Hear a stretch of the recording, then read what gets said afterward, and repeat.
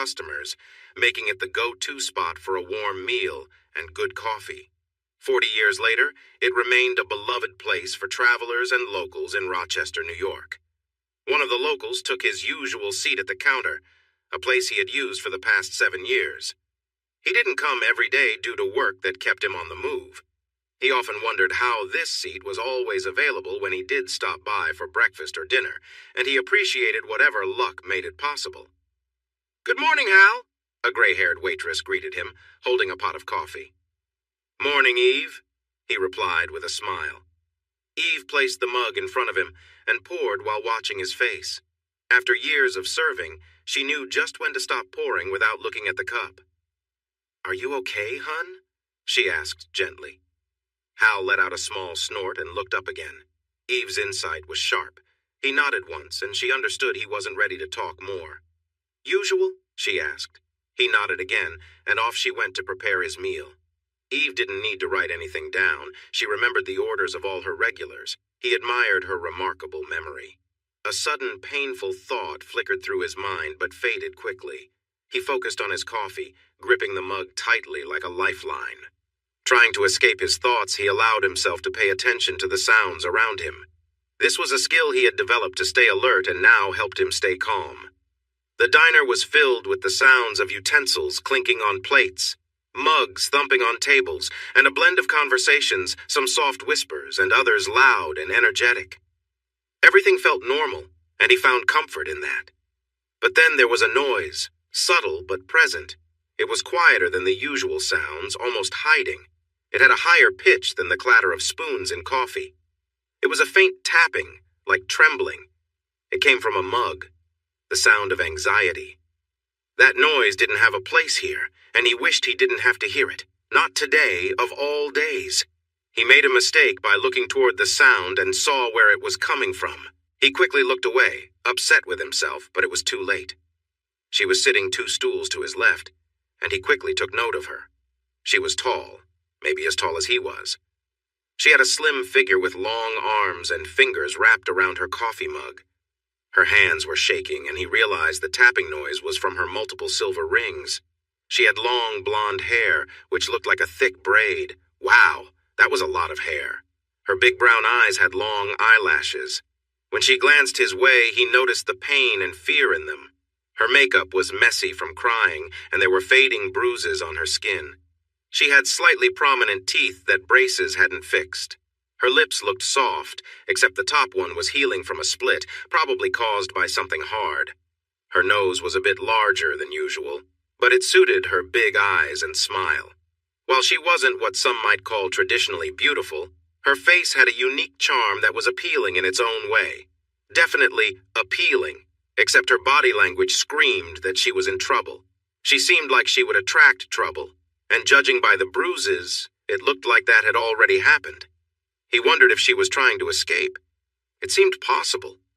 She looked to be in her early 30s, almost 10 years younger than he was, and he thought about whether her current situation was new or something she had faced for a long time.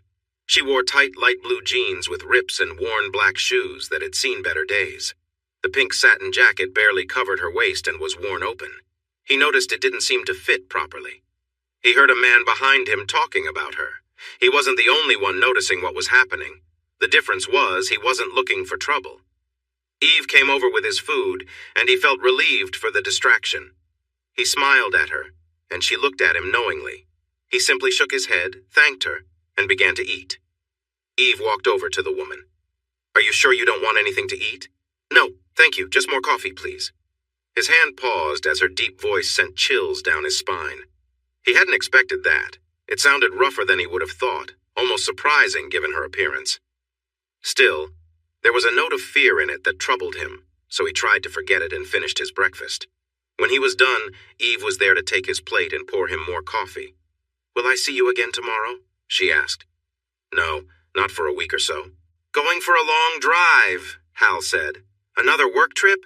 "They really wear you out," she replied, making him smile at how much she cared. "No, this is different. I'm driving west to LA. It's personal," he said, feeling a little awkward.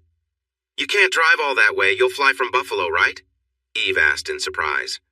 "No, I'm driving. I need the time to think, Hal said, pushing away thoughts that crowded his mind. Could I get a ride? Just to Erie? I have a sister in Pittsburgh. I can take a bus from there, she said. Her voice was filled with urgency, and though it was soft and gentle, he could see she was trying hard not to cry. She had turned around, and he noticed the way she was leaning forward a bit. Hal sensed she was trying to influence his choice. Today was not the day for him to feel like a hero, not when he was battling his own inner struggles. He wasn't in a good place to protect her. He turned his gaze down and focused on his coffee. No. I can take you to Erie, a voice came from behind Hal. It was a man, probably a long-haul trucker who had been making unkind comments about the woman. Hal knew she shouldn't trust him. He felt the blonde woman's eyes on him as well as Eve's. He kept his hands on his mug and his eyes down as troubling thoughts filled his head. Sure. Thanks, she said. Hal felt her decision hit him like a blow, and anger surged within him. This wasn't his problem. She wasn't his responsibility. He hadn't done anything wrong. Pain shot through him again. I just need to use the restroom, she said. Sure, my truck is parked right behind the restaurant. You can't miss it, the trucker said, walking away, leaving Hal uneasy. Hal took deep breaths, trying to calm himself. He sipped his coffee and pushed away his worries, focusing on the sounds around him to ground himself.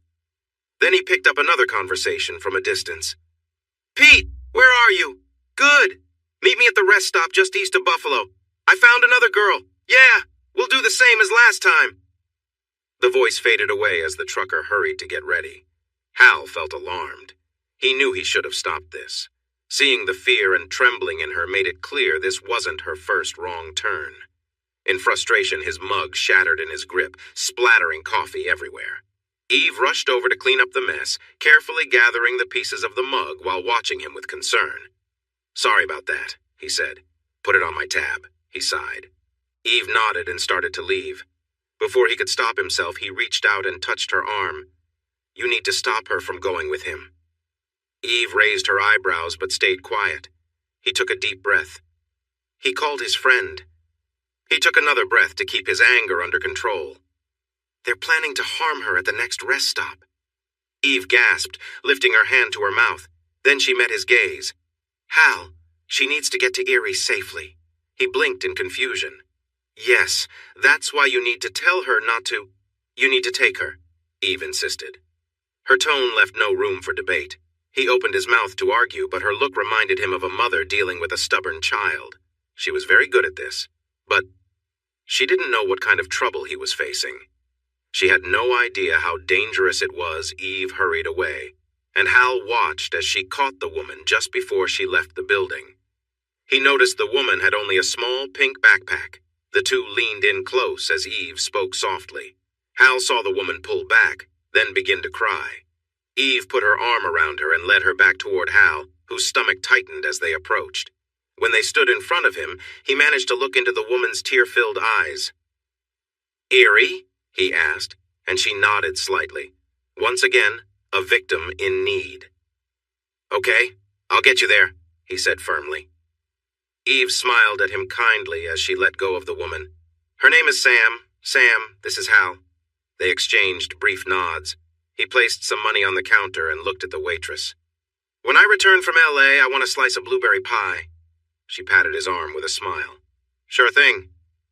Stealing a glance at the woman, Sam, he moved toward the door, holding it open for her. She followed closely behind as if worried he would leave without her. Outside, he led her to his rental car. As he traveled across the country, he had treated himself to a slightly nicer vehicle. It was bigger and more comfortable than what he usually chose, and even had GPS to guide him along the way. He opened the door for Sam, feeling a bit foolish for falling back into his old habits. She looked at him in surprise before quickly getting inside. He closed her door and walked around to his side. Glancing back at the diner, he saw Eve watching him with a small smile. Frustration crossed his face as he got into the car. He used his phone to find the address for the Erie bus station and entered it into the GPS. They soon hit the highway, driving west. A heavy silence filled the car, each lost in their own thoughts. After a while, they passed the rest stop where trouble was planned. Hal heard Sam start to cry again, but tried his best to ignore it.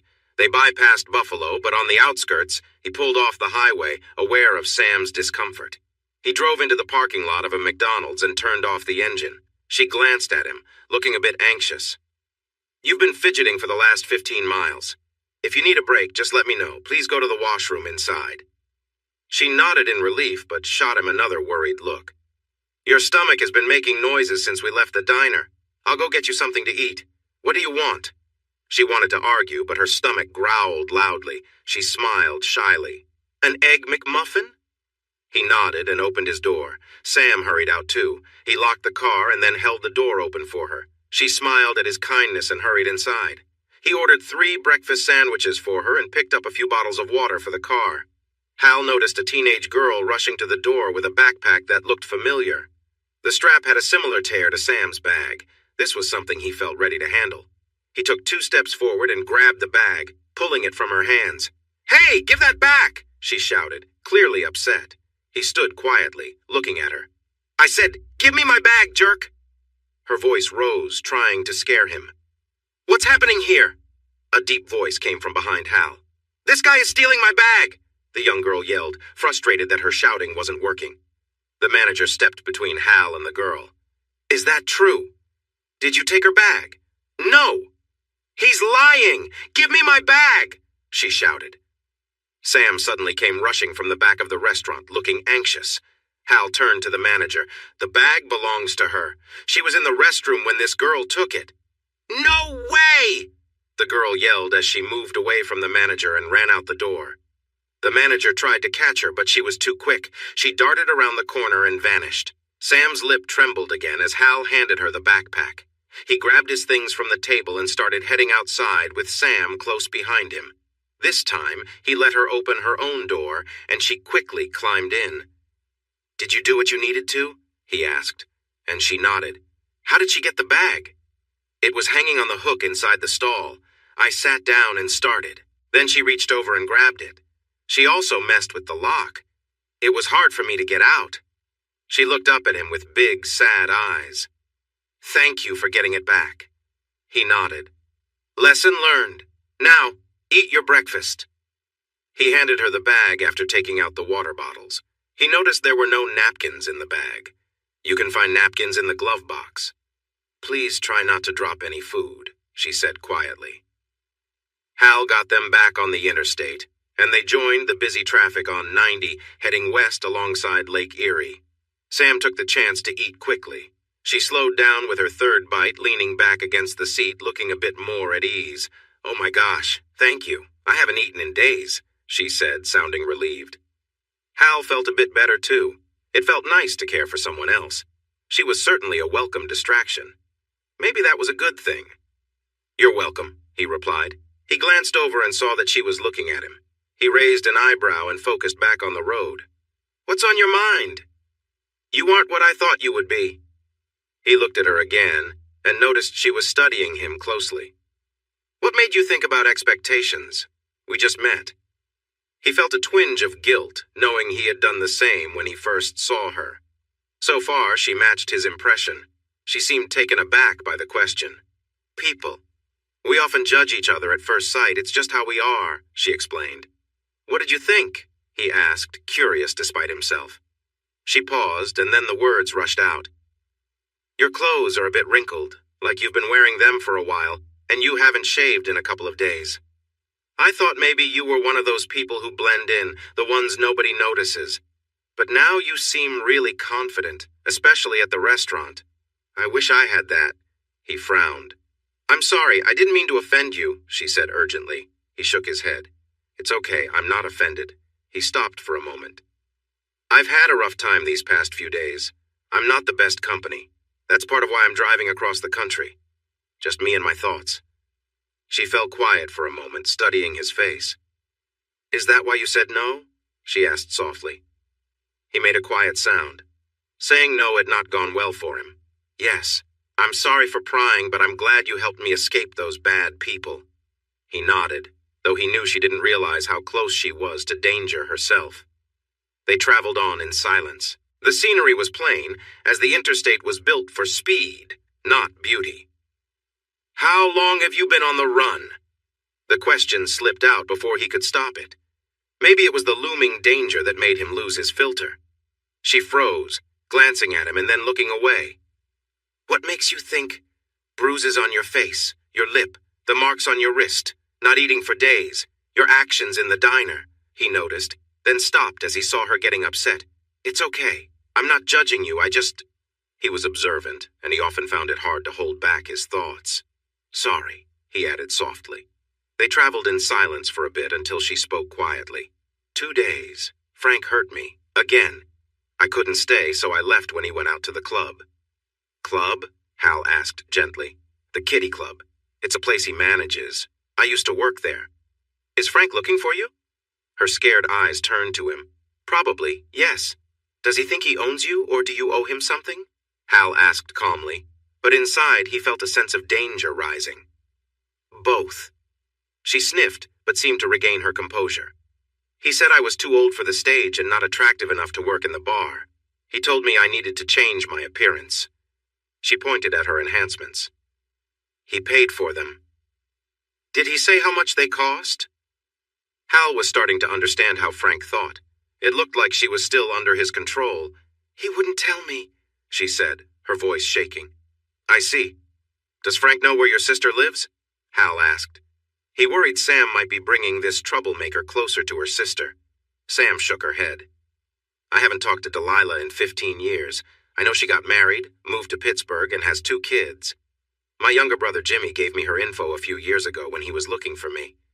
Jimmy passed away in a motorcycle accident that summer. Hal wondered if Frank was involved in that, but kept his thoughts to himself. He needed to stay removed from this.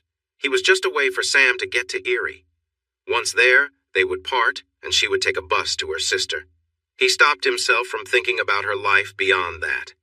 While he had seen her make some choices and had heard about others from her past, this was her life, and he had his own problems to figure out. Why are you going to L.A.? Her question surprised him. He felt tense and focused on his breathing until he relaxed. When he could move again, he noticed her watching him anxiously. He didn't want to add to her worries. Sorry. You don't have to tell me, she said quickly. No, it's personal.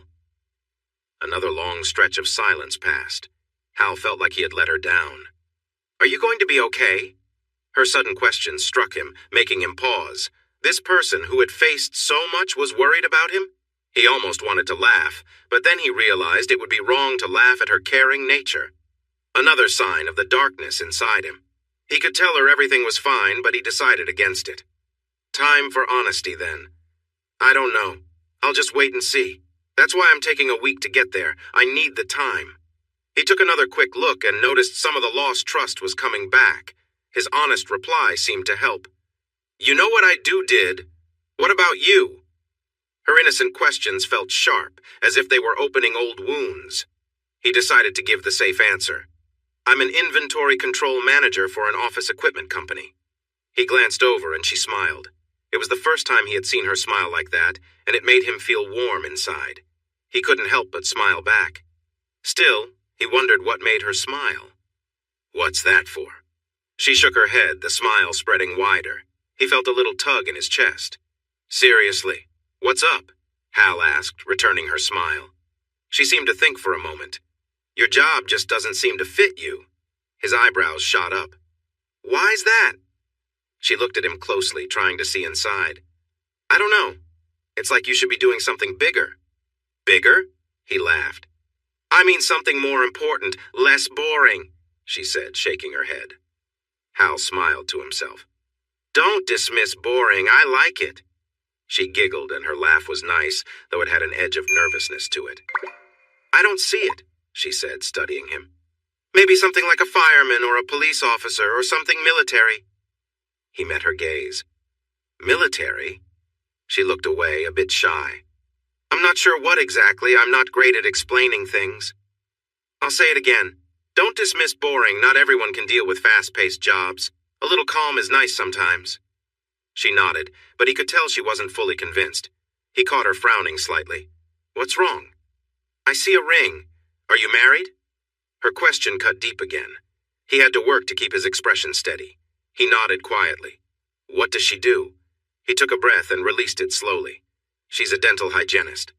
Ugh, looking into people's mouths all day, she said, wrinkling her nose. He nodded, wishing she would change the topic. Unaware of his discomfort, she kept going. Why isn't she here with you? He felt a weight in his chest. Busy, he finally managed to say. She noticed his tense jaw and the pain in his eyes. Her expression shifted. Oh, I'm really sorry. He looked at her and saw she understood. That felt even worse than her not knowing. Don't. I didn't mean to pry. Please don't! Hal fought to keep his breathing steady. He needed to get away from this woman before she realized the trouble she was in. He saw a road sign for Erie, Pennsylvania, and felt a spark of hope. Just 3 more miles, and he could exit the interstate. He would take her to the bus station, and then he could go on his own. That felt safer. As they got closer to the exit, he noticed the sadness on her face, and her fear came back. You don't have money for a bus ticket, do you? She looked at him with big, sad eyes. Sam's bottom lip quivered as she shook her head. Great. You should call your sister before you just show up at her place. Her fear grew, but she nodded. He left the interstate and followed the GPS through the city, heading north toward the lake. The Greyhound bus station was near the piers. Hal kept an eye on her and saw that she was getting more anxious as they neared the station. Finally, they arrived at the parking lot by the buses. He turned off the car and glanced at Sam. She was trying to hold it together, and he respected that. He got out, and after a moment, she followed him. I'll pay for your ticket, but you need to call your sister first, he said firmly as he locked the car. She looked at him and nodded. They walked together across the lot to the bus station and went inside, finding very few people around. There were no payphones, but they found a bench near the ticket booth and sat down. Do you have a cell? Another lost look. So, no. Okay, use mine. I'll check on the bus, he said, handing her his phone. She took a little red notebook from her bag and opened it to the page with her sister's number.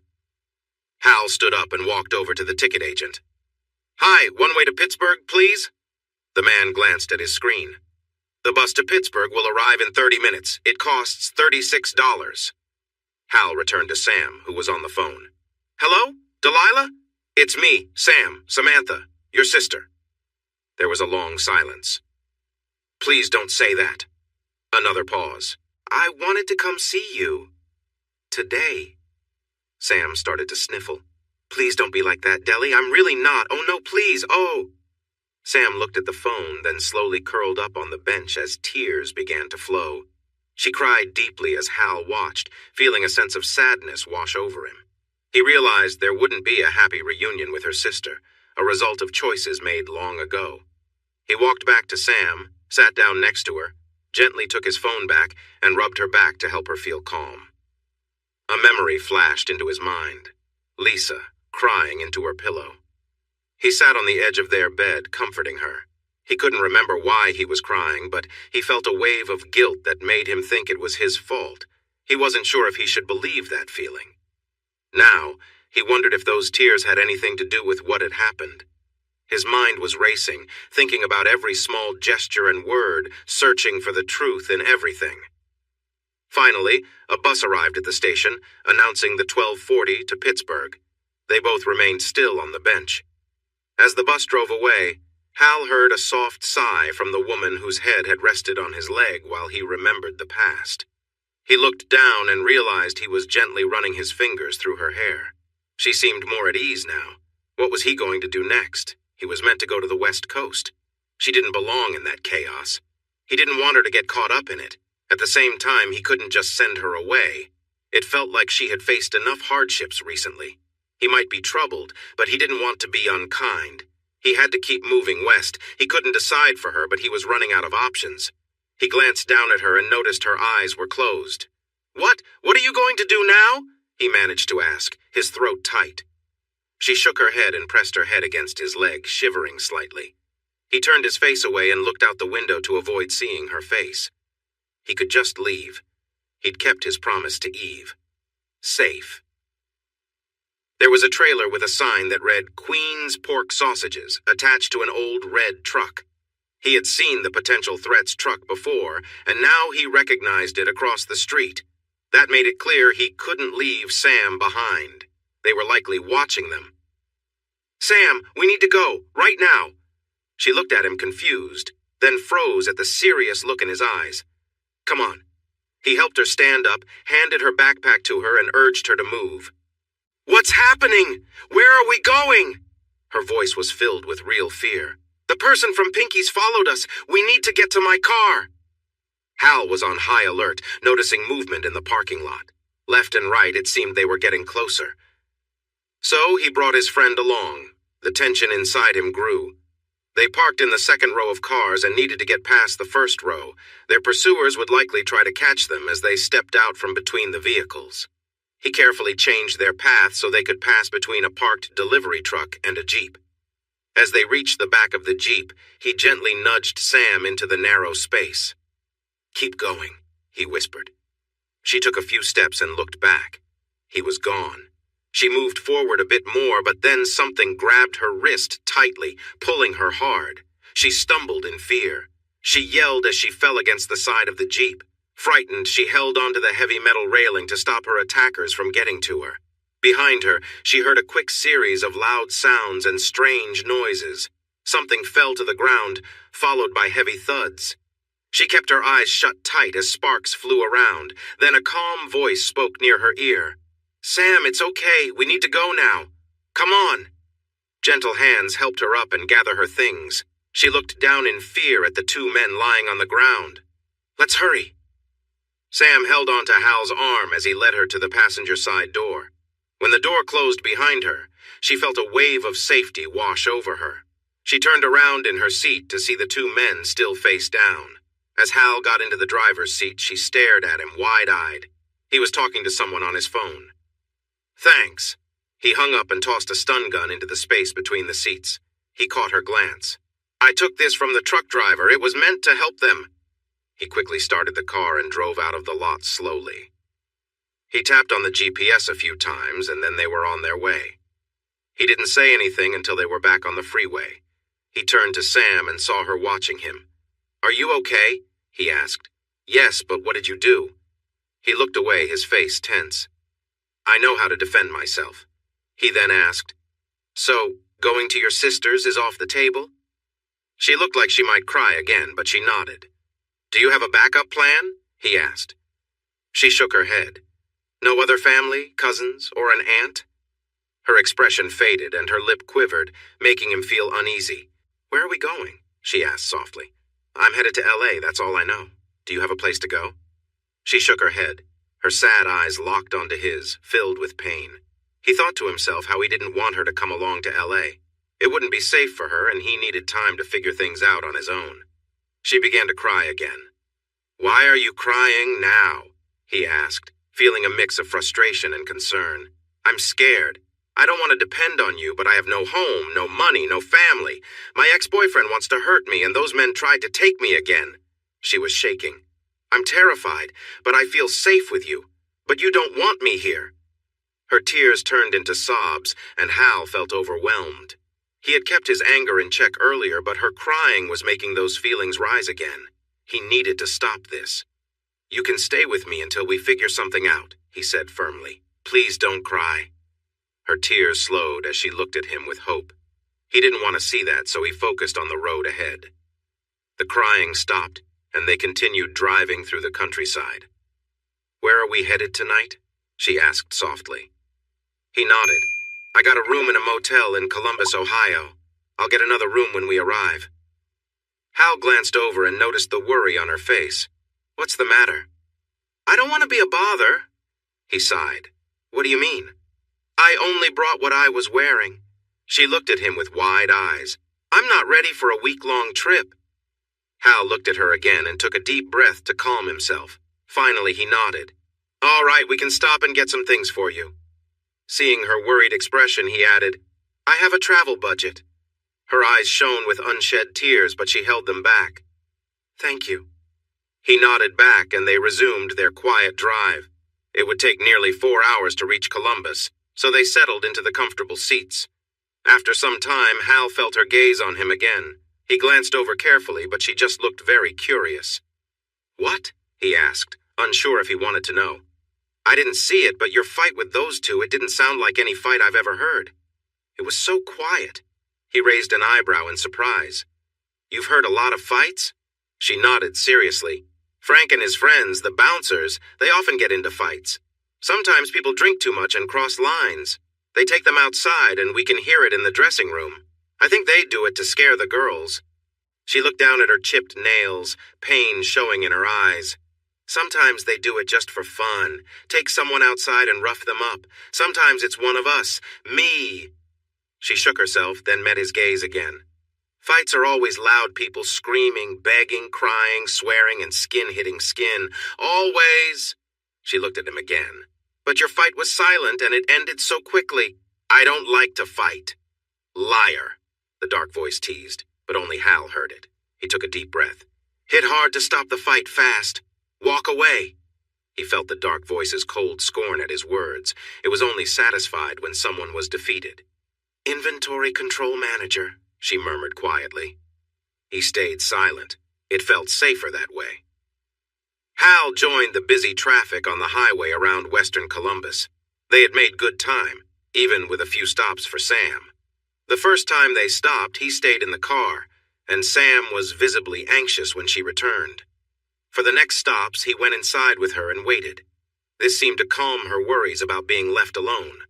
At one stop, he called ahead to the next motel he had booked and got a room right next to his. After a while, Sam finally fell asleep, and he noticed how peaceful she looked. He saw his exit and left the highway to enter a neighborhood. He spotted the motel, but realized they had some errands to do first. First, though, they needed dinner. Sam, it's time to wake up. Her eyes fluttered open, revealing her big brown eyes. Are we at the motel? I thought we'd have dinner first, he said, and her face lit up. He pointed to the GPS screen. There are many restaurants around here. Choose one. Her eyes widened, and he felt that maybe she had never been asked to pick before. He nodded, encouraging her to look closer at the screen. They have an Olive Garden, she exclaimed excitedly. He glanced at her and then at the map where she pointed. Is that what you want? Her smile turned a bit unsure. You don't like it? It's great, I like it, he assured her. Olive Garden it is. Her smile returned, even brighter. He found it hard to look away from her happiness. He drove to the parking lot and found a spot close to the entrance. Once out of the car, they stretched and laughed at their shared groans. He locked the car and they walked inside. The hostess at the front desk looked at Sam's outfit and smirked. The tall blonde moved a bit closer to him. He stepped forward and held the young woman's gaze. She seemed ready to ignore him because of his casual clothes, but the manager arrived and noticed Hal's annoyed expression. He leaned in so Hal could whisper to him. The manager raised his eyebrows and then quickly moved the young woman aside to lead Hal and Sam to a nice table for four off to the side. Hal sat with his back to the wall, and he had Sam sit to his left to keep his view clear. Your waitress will be here soon, the manager said with a friendly smile. When they were alone, Sam leaned in closer. What did you tell him? She asked quietly. He shrugged. The hostess was going to make it difficult for us to get a table, so I said I was a federal marshal and you were in witness protection and we didn't need any delays. She started to giggle, then looked at him with wide eyes. It's true! You could be a marshal! But then she suddenly froze. Are you a marshal? She whispered in surprise. He grinned and shook his head. They looked at the menu and placed their orders as the busy waitress came over. When the food arrived, Hal thought it was okay, but he found more joy in watching Sam enjoy her meal. When she finally settled back and rested her hands on her small belly, she looked relaxed. Feeling full? He asked, and she nodded with a sleepy smile. Don't fall asleep. We need to do some shopping, he urged. She pouted but then noticed two men coming toward them. A look of fear crossed her face, and she squeezed Hal's hand, making him look to see what worried her. Wow! I can't believe it's you! Rapunzel, what a surprise to see you here! A heavy man shouted as he got closer. The thin man beside him kept his gaze on Hal. The loud one looked around. Where's Frank? Hal glanced at Sam, but she was frozen, so he answered for her. She's not with Frank anymore. The man's sharp eyes shifted to Hal. That can't be right.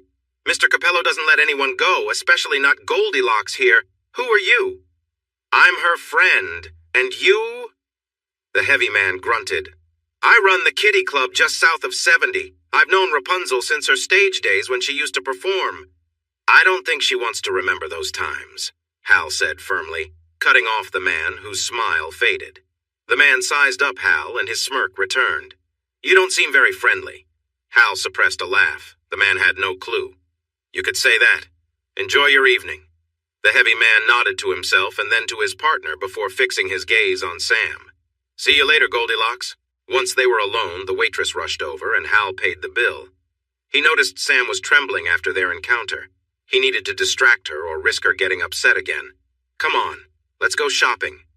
She stood and he wrapped his arm around her back for support.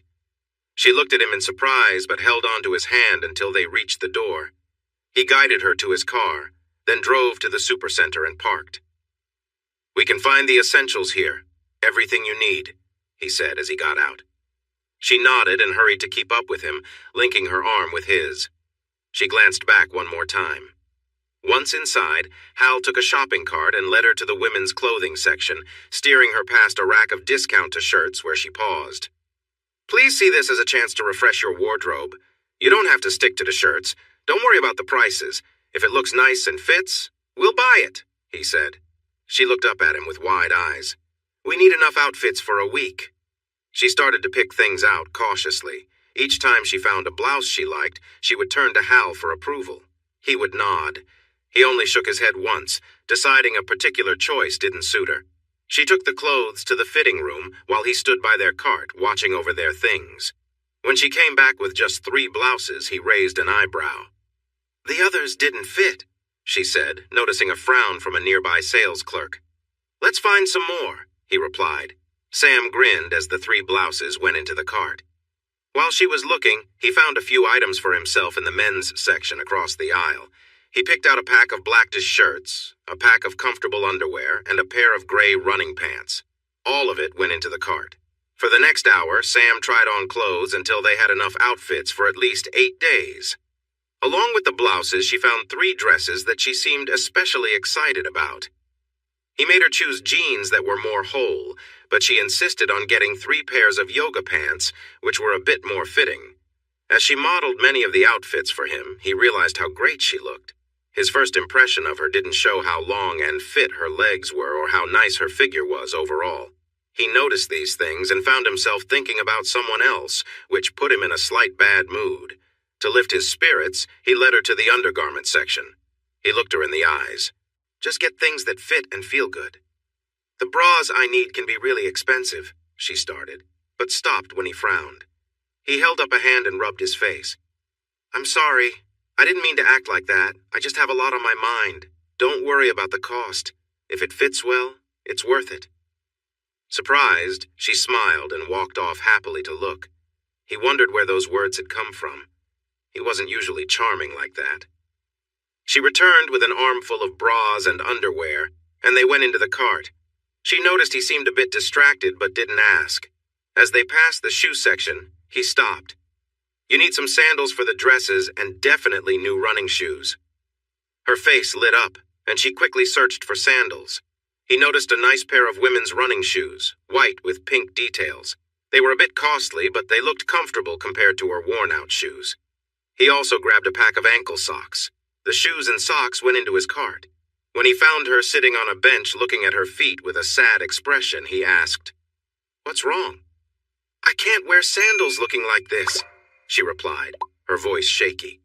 He pulled out his phone and found a nail salon nearby. Let's finish up. You can get your nails done at a place in the next shopping area. Her eyes widened as she looked at him in surprise. Why are you being so nice to me? Hal thought for a moment. Helping Sam was making him feel good too.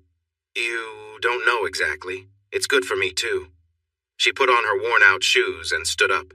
She grabbed 2 pairs of sandals and smiled at him. Thank you. He nodded and they continued walking. They stopped in front of the luggage aisle and she looked at him with confusion. Did you think I would make you carry your clothes in plastic bags? You need a suitcase, choose one. A medium-sized hard shell is good. Looking around, her eyes landed on a bright pink suitcase nearby. She walked over and touched it gently. Looking back at him, she said, I've never had a suitcase before. I've never gone anywhere far enough to need one. This is the farthest I've been from home. Hal left the cart and took the suitcase to check it out. It passed his inspection, so he put it back in the cart underneath. He picked up a pink makeup kit for the cosmetics they would get next. "What's that?" Sam asked as he added the small bag to the cart. "Makeup kit. We will go there next." He pushed the cart forward and she hurried to keep up. He made sure to get her moisturizer, deodorant, the cosmetics she liked, some brushes and combs, a toothbrush, and toothpaste. He also bought her big bottles of shampoo and conditioner for her long hair.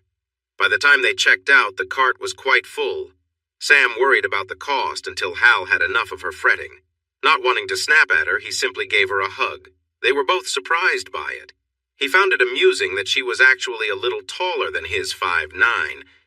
When he pulled back, she smiled shyly. They took their things to the car and he opened the trunk. She noticed he already had 2 black suitcases inside.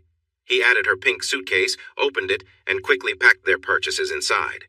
There was only a little room left when he finished. "Oh no, we forgot to get you sleepwear," he exclaimed. "I don't wear clothes when I sleep," she admitted. He glanced at her, then took one of the black shirts he had bought and tossed it into her suitcase before closing it. "You should have something just in case you need to get up quickly." She nodded in agreement. They drove to the nail salon, and he followed her inside. He found a place to sit and wait while a friendly woman guided her to the pedicure area. Seeing Sam was being cared for, Hal leaned back in his chair and relaxed. He took a quick nap until he heard Sam and the nail technician coming back. When he opened his eyes, he saw a big smile on Sam's face. She was wearing flip-flop sandals to let the nail polish on her toes dry, and he noticed her favorite bright pink color. She had her old sneakers with her, so he took them and tossed them in a nearby trash can. Sam held out her hand, and he admired the polish on her nails. It started as a soft pink and faded into white at the tips. They were her real nails, only a little longer than her fingertips. He told her they looked great, and she beamed with happiness. Hal paid for their visit and gave the young woman a nice tip for making Sam so joyful. They headed back to the car, and Hal drove them to the motel, which was close to the shops. Once inside, Hal got the key cards for their rooms, which were next to each other on the ground floor. He parked in front of one of the rooms. "This is mine, and you get the other one," he said. She looked at him and replied softly, "We don't have to be in separate rooms." "Yes, we do," he said with a deep breath. "I don't sleep well these days. It's better for you to have your own room." She studied him for a moment and then nodded. He grabbed their suitcases as she opened her door. With a gentle push, he rolled hers over to her. She smiled and caught the handle to bring it into her room before closing the door. He opened his door and brought his suitcase inside. Then he knocked on her door. "Who is it?" "It's Hal," he answered with a smile. She was doing well. She opened the door and, seeing his smile, returned it with one of her own. "If you need anything tonight, just tap on the wall between our rooms 3 times. I don't sleep very deeply. I want us to leave by 9 a.m. tomorrow, so let's try to be out of the motel by 7:45 a.m. for breakfast. After that, we can come back, brush our teeth, load the car, and head out. Does that sound good?" She nodded, and he continued. "If you're up for it, you can watch a movie." But she shook her head. "Thank you. I'm going to take a long, hot shower and wash my hair." "That will be enough for tonight," she replied. He smiled, noticing her long braid. "All right, lock up and I'll see you in the morning." She smiled and closed the door. He heard her secure the lock, and feeling satisfied, he went into his room and locked up behind him. He changed out of his wrinkled clothes and frowned, realizing that in his hurry to leave home, he had only packed a few shirts and pants. All he had were the shirts, undergarments, and running pants he just bought. His suitcase had his boots and socks, so he planned to wear those instead of loafers tomorrow. He set aside fresh clothes for the morning, then neatly packed away the ones he'd worn that day. Alone, he went through his usual exercises, a mix of stretches to keep his muscles flexible and strong. This routine helped him stay focused, clearing away the thoughts and worries that had built up throughout the day. Usually, this workout left him feeling refreshed, but tonight, he struggled to find that same calm. Recent events, especially involving Lisa, left him feeling unsettled. He hoped he could relax enough to find sleep when he went to bed, After an hour, though, he realized tonight would be different. The calm he usually found wasn't coming. He thought back to an incident in a parking lot in Erie, where he'd confronted two men teaching them a lesson. They wouldn't bother anyone again, and he'd made sure their injuries were lasting. But he felt restless, the memory still vivid in his mind. Switching to push-ups and sit-ups, he kept going until he felt the burn in his muscles. Then he jogged in place for a while. Afterward, he went to shower, letting the hot water soothe his tired body. For a moment, his mind wandered. He thought of Sam, imagining how much effort it must take for her to wash her long hair. He quickly pushed the image away, and instead, memories of Lisa surfaced. Lisa had always been bold and unpredictable, pushing limits and bringing chaos. He remembered times with her, times that left him both thrilled and uneasy. As he finished his shower, he reminded himself that those memories were in the past. The present was what mattered, and he knew he had to keep his focus there. She was gasping and struggling, her breaths short and shaky. Hal was jolted back to himself, realizing she was barely holding on. He quickly loosened his grip, allowing her to catch her breath. Gently, he helped her sit on the bench in the shower. "You always hesitate," she muttered, disappointment in her eyes. The memory left Hal feeling unsettled, so he pushed it away, focusing instead on the simple act of washing up, even if the mental weight remained. The sound of a keycard beep jolted Hal to alertness. His instincts took over, and he silently slipped off the bed, knife in hand, blending into the shadows in his dark clothes. He positioned himself against the wall near the door, ready for what was coming. The door burst open, and Hal felt time slow. The man who entered first stumbled, caught off guard by a carefully placed bedspread on the floor, and fell forward, his weapon discharging accidentally. Hal didn't waste a moment as the man lay still. As another intruder stepped through, Hal struck quickly, knocking him back and pushing him out the door. He then moved swiftly to Sam's room, where another man stood, startled. The man raised his weapon, but Hal was faster, closing the distance with a determined drive. After a quick struggle, Hal disarmed him and managed to neutralize him, staying focused and efficient as he moved forward. In the silence that followed, Hal crouched down, listening carefully. He heard the faint sound of a car speeding away, but no other threats remained. He could hear scared sounds coming from the bed. "Sam!" Hal called out, pushing the fear away. He left the knife on the floor and moved carefully to the bed. "Hal?" she said softly from under the sheets. "Yeah, it's me. Stay there for a moment. I'm just going to look around." "You're safe here." He went to the door and listened. Nothing. He stepped outside to check on the man he had knocked out. Lifting his shirt, he saw the microphone, wires, and tape he had noticed earlier. The man had meant to hurt him, but Hal still had the upper hand. The man was down and might have a mild injury. Hal went back to his room and grabbed his phone. He called his contact. "Report. I need help. Clean up. There was an attempt to hurt someone and a kidnapping. 3 people are down, 1 caught wearing a wire." "Got it. Give me the address and wait there." Hal shared the details and hung up. He returned to Sam's room and heard her crying softly. "Sam, it's okay. It's over." He sat on the edge of the bed. She pulled the sheets up to her chin and looked around for him. She gasped when she saw the 2 men on the floor. "These were the guys we met at Olive Garden, plus some others," he said. Did you hurt them?" she asked quietly. "They weren't here for a friendly visit. The thin guy rushed into my room with a weapon. He ended up injuring himself when he stumbled. Silly mistake." He pointed to the others. "These 2 were here for you. Someone got away." He noticed Sam still hiding behind the blanket. Suddenly, red and blue lights filled the doorway as the local police arrived. "Are you wearing the shirt I gave you?" he asked. She shook her head. He sighed and took off his shirt to give to her. "Put this on. The police are here and they might not be friendly, but don't worry. I made a call." He glanced at the door as she struggled to put the shirt on. "Police! Come out with your hands up!" He sighed. "Here we go?" Sam stared in shock at Hal's back. His skin was marked with past pain. She watched him stand and walk through the door lit up by the flashing lights. Now it was her turn. She felt thankful for his long shirt covering her. She tried to copy his calm movements, but she was too scared. She stepped into the lights. Hal caught up on sleep in the police holding area. There wasn't much else he could do. "Demon?" He opened his eyes and looked towards the entrance of the cell. "Demon!" "Whatever. You're getting out," the officer said. Hal stood and walked over to the door, and the officer let him out. He followed the man into a large room filled with desks and a few police officers working the night shift. He realized he was just in his black shorts, and that was it. The room fell silent as everyone looked at him. At first, he felt troubled by how much people noticed the scars and burns on his skin, signs of the pain he had endured. Now, he simply ignored their curious gazes. Sam was seated with her back to him at a nearby desk, talking to a detective. She seemed to be all right for the moment. They had given her a blanket to keep warm. Not too far behind, Sam was his supervisor. Carl Gunderman was a man in his 60s but looked younger, maybe in his 40s. He was short and slim, with a thick black beard and a buzz cut. His voice sounded deep and rich over the phone, but in person he never smiled. Today was no different. He moved closer to Hal, scanning for any new injuries. "I'm fine.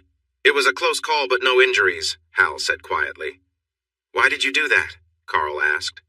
Hal let out a soft laugh as he remembered how Eve had pushed him to take care of Sam. "I had no choice." Carl raised his eyebrows and glanced at Sam, who was unaware of their conversation. Hal nodded slightly. "Why are you off the program?" Carl asked. Hal felt a brief jolt as he thought of Lisa, and Carl frowned. They had been working together for so long that they understood each other without needing to talk. Carl sensed that Lisa was unpredictable for Hal. "I need some time, just a week," Hal said, meeting Carl's gaze. Carl finally nodded. "Can you manage without her, the troublemaker?" Carl asked, motioning toward Sam, who he had already assessed. Hal looked at Sam from behind, wondering if she felt uneasy around him after seeing what he could do.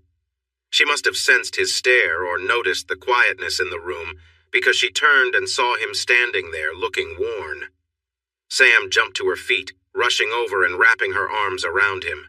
She buried her face against his neck, trembling slightly. He instinctively returned the hug. Hal exchanged a surprised glance with Carl, then shook his head to respond to the earlier question. Carl frowned, his expression showing resignation. He held up a finger and silently mouthed, "1 week."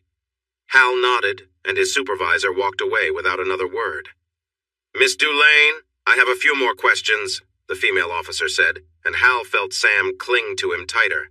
"Sam is done answering questions." The officer was clearly displeased and raised her voice. "This is an active investigation." "Stand down, Officer Haynes," came a command. The officer turned to see her supervisor frowning at her. "Sir? Orders from above, there is no case." "Destroy the paperwork."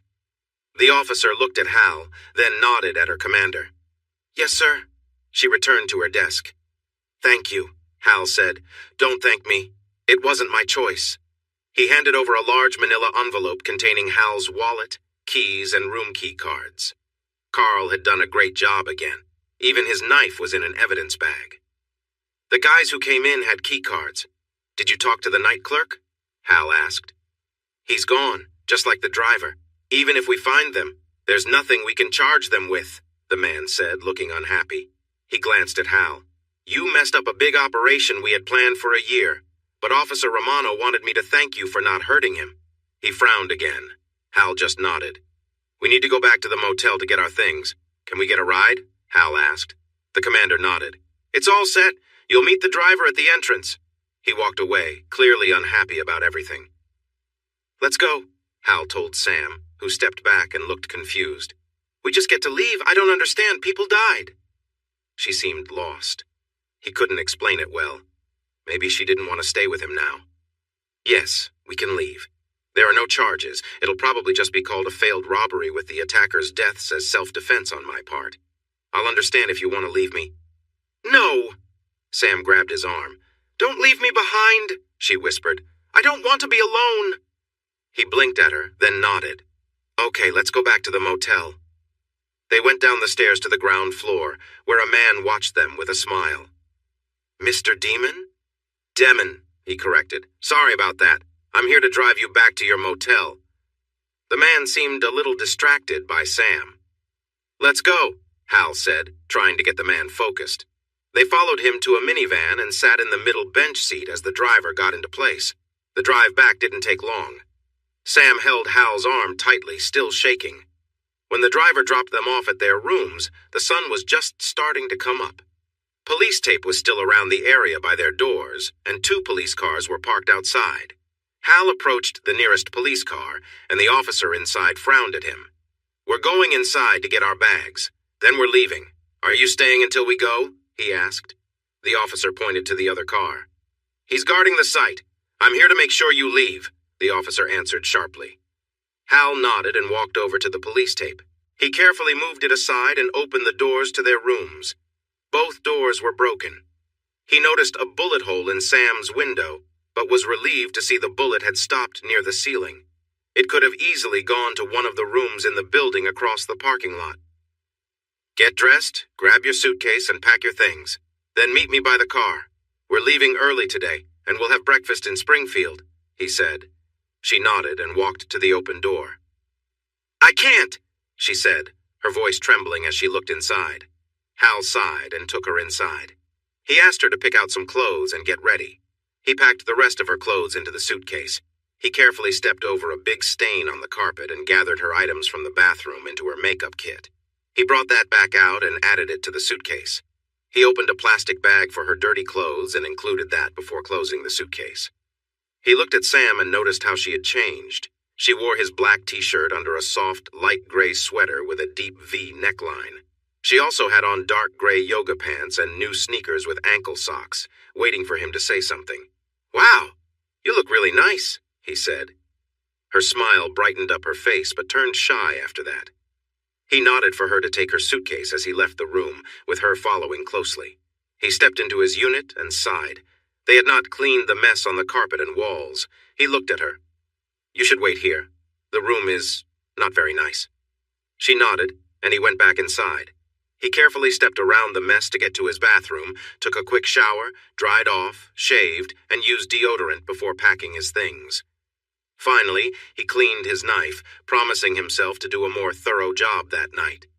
He returned to the hall, stepping around the mess. He heard a sound and looked up to see Sam looking towards the door. He realized he was still in his underwear. Quickly, he put on some briefs, running pants, and his last black shirt. He unlocked the larger suitcase and pulled out socks and his boots. He sealed up the luggage, locked it, and carried it to the door. "Let's go," he said, and they stepped outside. Hal loaded their suitcases into the trunk and held her door open as she got in. She sat down and tucked her legs inside while he closed the door and walked around to his side. When he started the car, a police cruiser behind him backed up to clear the way. Hal pulled out of the spot and drove through the neighborhood to the interstate. The police car followed them to the next exit where it turned off. Hal glanced at Sam, who leaned back in her seat with her head turned towards him. "Tough night, huh?" he said kindly. She gave him a weak smile. "Actually, I had a nice shower and my hair feels cleaner than it's been in months. The bed was soft and I was sleeping well until those men came into my room. I was really scared." Her smile turned into a frown. "I thought they had harmed you and were going to take me back." He nodded, understanding the fear she felt. "But that's not what happened," he said softly. "No. I hid under the blanket and jumped every time there was a loud noise. I was so scared." She looked at him with wide eyes. "Then it was over, and you were calmly talking to me like nothing had happened. You seemed fine, and they were gone." He shook his head. This was important to him. One man lived. She just stared at him as they drove through the countryside. She didn't know this man well, yet he had protected her from danger. He had brought her along on a trip he didn't want to share and had taken care of her needs. Now, he had even fought for her. She wasn't sure how to feel. He didn't seem to expect anything in return, but she felt thankful nonetheless. "Thank you for saving me," she said, tears welling in her eyes, but she held them back because he didn't need to see them. He glanced at her and nodded. The miles to Springfield passed quickly, and he pulled off the highway for breakfast. They enjoyed their meal in quiet companionship before getting back on the road. "Where will we stay tonight?" she asked. "A little place called St. Charles, Missouri, which is just west of St. Louis. I booked a hotel room with 2 queen beds since that was all they had. I could find a different place with more rooms, but—" "No, I mean that's not needed. After last night, I'd feel safer if we shared a room," she said hopefully. He thought for a moment.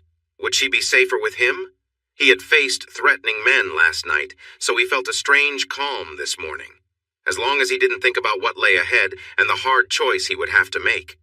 He looked at Sam, who appeared to be waiting anxiously for his response. Okay, we can try that. I should warn you, though.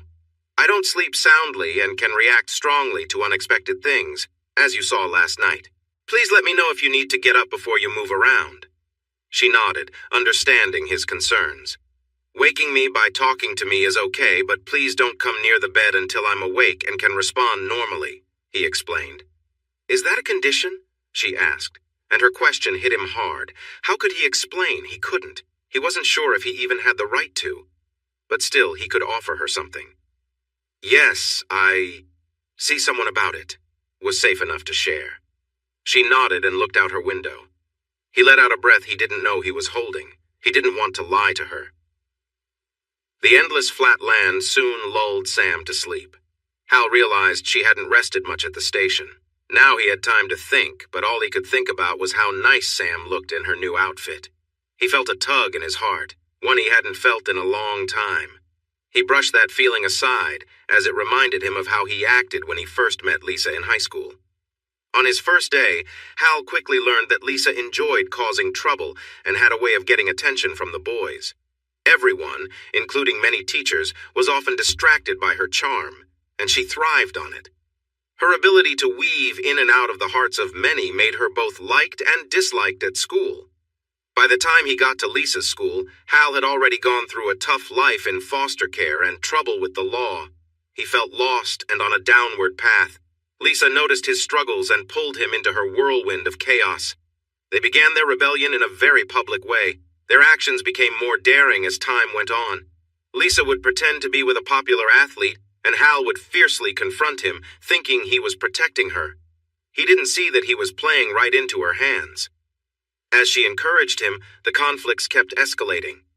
By the end of their first month together, they were on the run, having taken a school bus, leaving their driver hurt at the school. During their trial, a judge with military ties gave Hal a choice: spend years locked away or join a special program to help him manage his energy. He chose the program, hoping for a better future. Lisa, meanwhile, received different help. She learned how to navigate the system and came out with her diploma and a scholarship for dental hygiene training. 10 years later, Hal was one of the program's shining successes. He was ready for the next step. He returned to regular life with a management job in a small company in northern New York. Even though he still had duties and was sent on various missions, he always returned home, healed and ready to contribute to society once more. His success in the program continued. Soon he no longer returned from missions hurt. Those lessons were behind him. Then came the day he noticed her. Lisa was having lunch at an outdoor cafe, and a young man at the next table was trying hard to get her attention. She seemed to enjoy playing with him, and Hal felt drawn to her as well. He walked right up to her table and sat down across from her. The young man tried to object, but Hal firmly held his finger and calmly asked if he could manage without it. Hal and Lisa spent the rest of the day lost in each other's presence. He suddenly came back to reality, remembering Lisa and the effect she always had on him. He realized now their relationship wasn't healthy. His supervisor had mentioned this several times. Hal's good performance in his missions allowed him to stay with her. He knew that any slip in his work would lead to serious consequences. As he focused on the road again, he saw signs for Terre Haute. They would stop for lunch, and he was letting Sam choose the place this time. As he pulled off the ramp, he called to her. "Sam, we're stopping for lunch." "What? Lunch?" she asked, blinking sleep from her eyes. "Where are we?" "Terre Haute, Indiana. I'm just going to drive up the street to see what options we have." They went a few blocks when Sam made a little sound, showing something had caught her eye. It was an Applebee's, so he turned into the parking lot. She looked at him. "Are you okay with this?" He smiled and nodded. "It's fine." They got out, and he quickly checked the area before locking up the car while Sam waited for him. He walked to her side and she took his arm as they headed to the front door. He wondered when they had started this touching, but then realized it had begun back at the police station. He considered pulling away, but he didn't really mind. Sam seemed happy too. They went inside, and Sam smiled widely when the friendly hostess greeted her and led them to a table. It was such a contrast from the treatment she had received the night before. Hal took a seat and watched the door, surprised when Sam sat next to him. She had done the same the night before. She eagerly looked over the menu while Hal decided on a small salad. Honestly, he wasn't very hungry. The waitress was also warm with Sam, her cheeks rosy from all the smiling.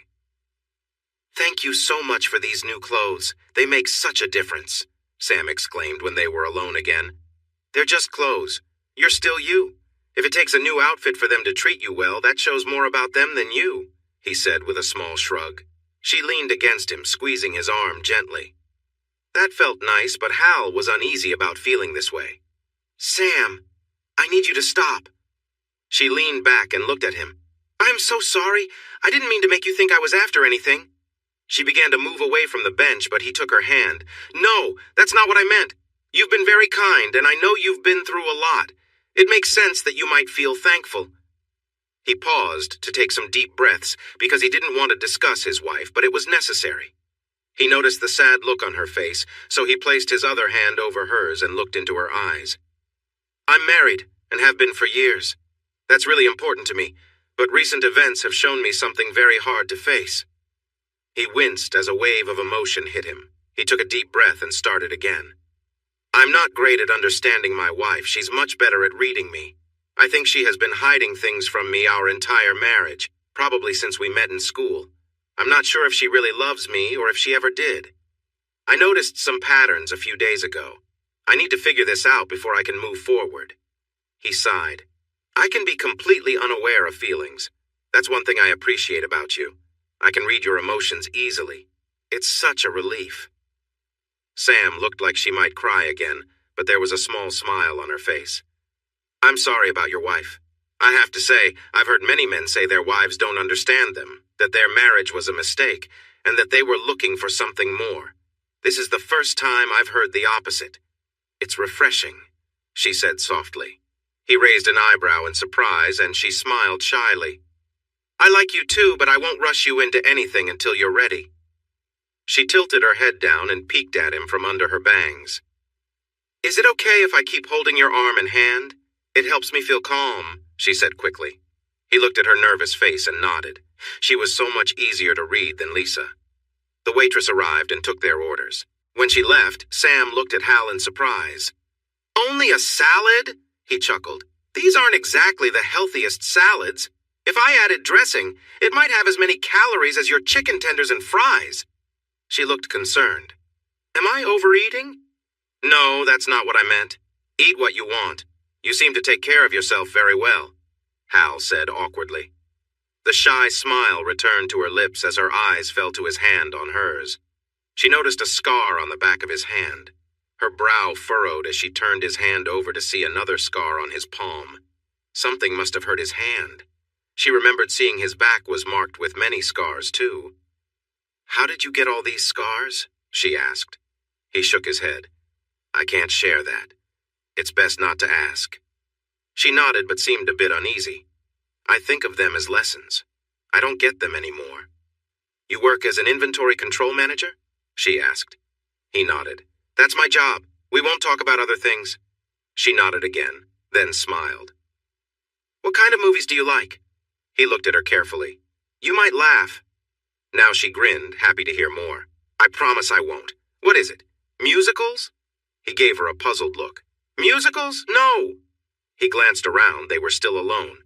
"I like animation. Anything animated?" Sam was surprised. This was not what she expected. "What was the last one you saw?"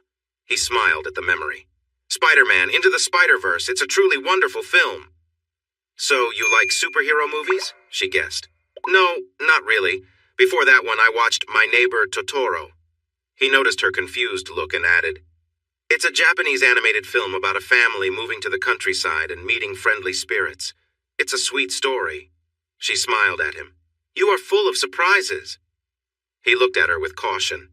"That's good?" "Very good," she insisted. Their food arrived, and seeing Sam's joy made Hal feel pleased. He realized that she often made him feel this way, much more than Lisa ever did. His wife only seemed happy when he felt uneasy around her. He ate his salad while thinking about it. When they finished, he paid and asked the waitress where the closest Walmart was. She suggested a mall just south of the highway. They got there quickly, and once inside, Hal found a store to buy more black T-shirts and running pants.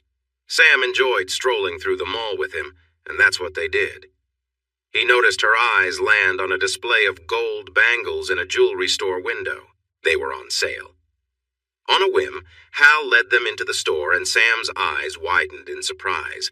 He thought it would be kind to buy her one instead of just teasing her with them. He wondered why he felt so drawn to do this. After they left the store, Hal was amazed by the clever sales talk. His wallet was lighter by $400, and Sam was thrilled, wearing 5 beautiful bangles that jingled happily on her wrist. "Oh my gosh, Hal! I've never worn anything this lovely!" she exclaimed. He nodded and guided her outside to the car. He stopped to fill the gas tank. Then they were back on the interstate towards St. Charles. He remembered that for this overnight stay, he had a single hotel room with 2 beds. The way Sam looked at him made him feel a bit uneasy. He needed to address it. "Sam, I don't want you to misunderstand about the bangles." He could tell he had her attention now. "I didn't buy those for you thinking I'd get anything in return.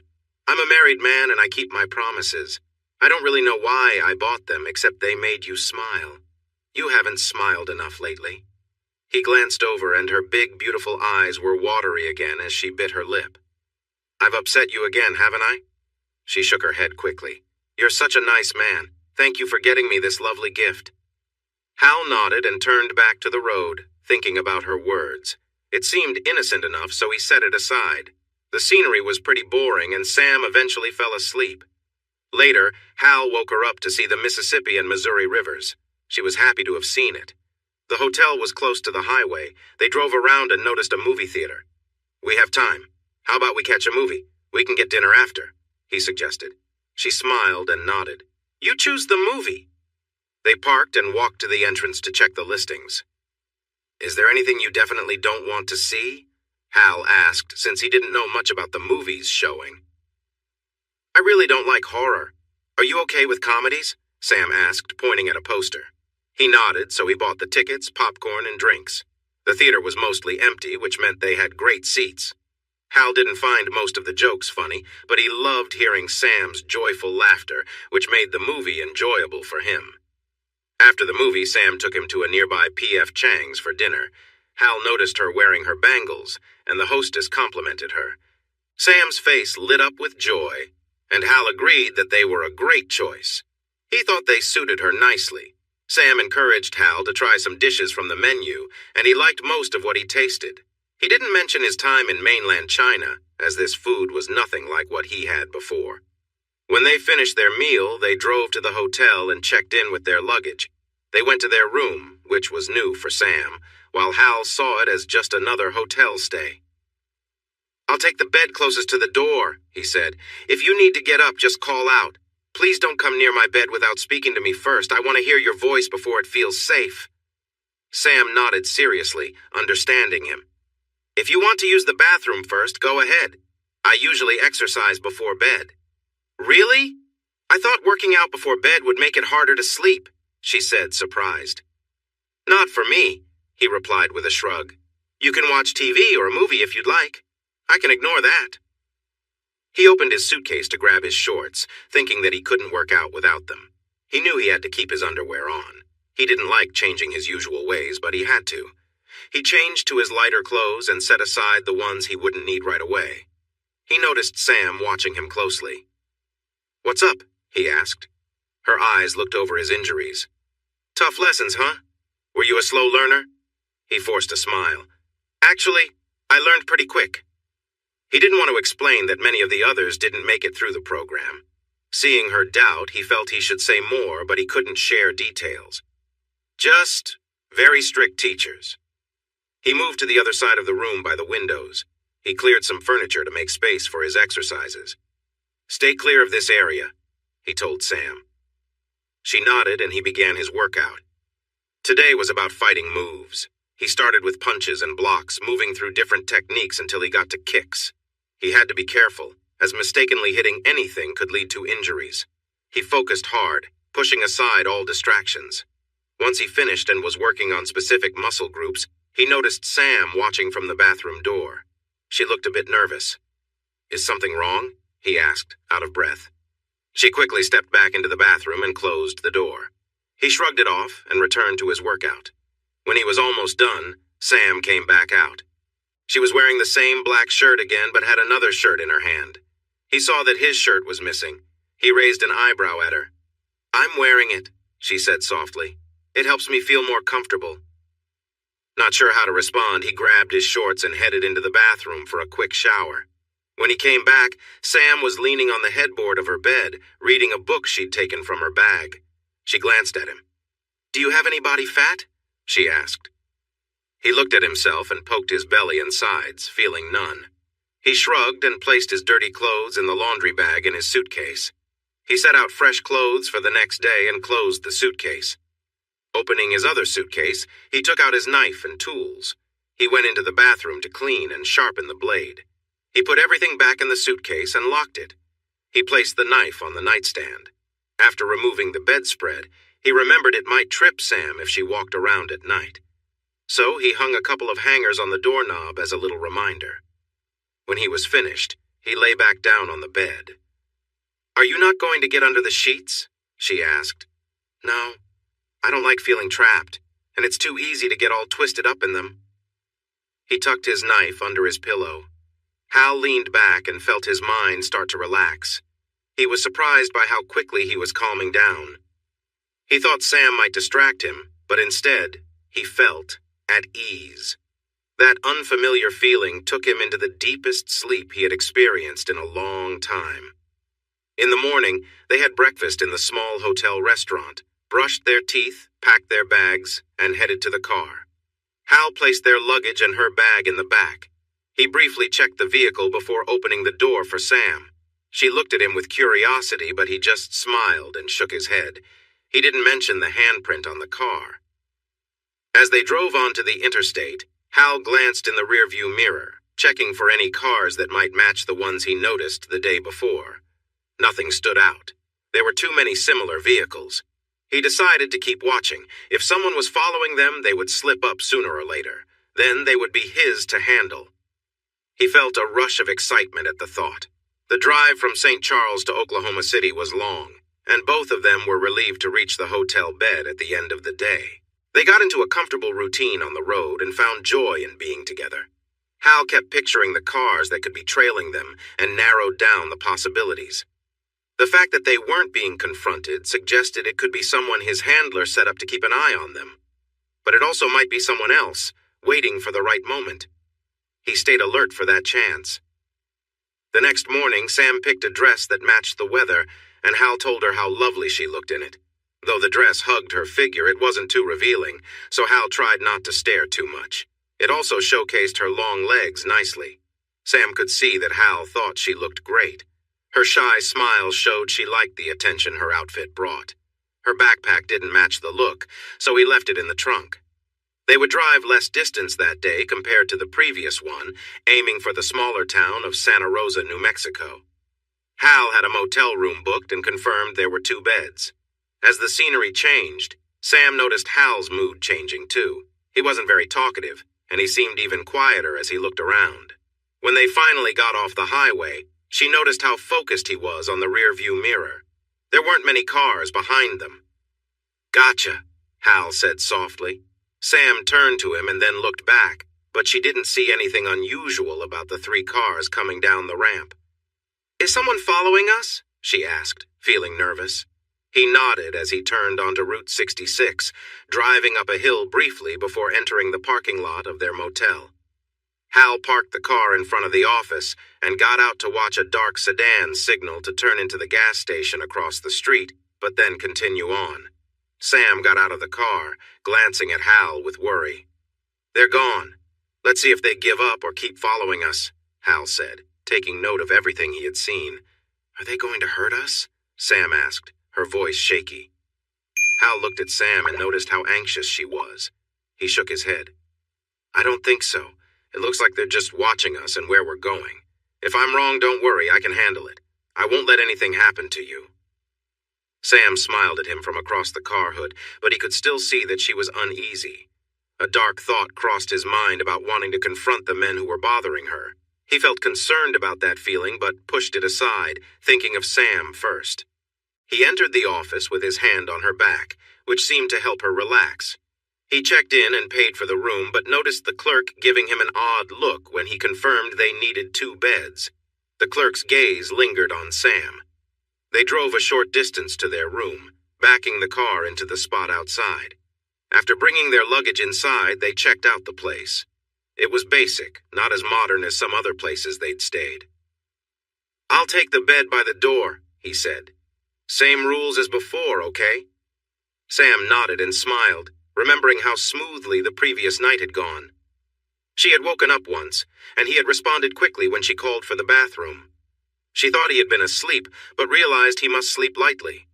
"Let's see what good food we can find in Santa Rosa," Hal said cheerfully as he opened the map app on his phone.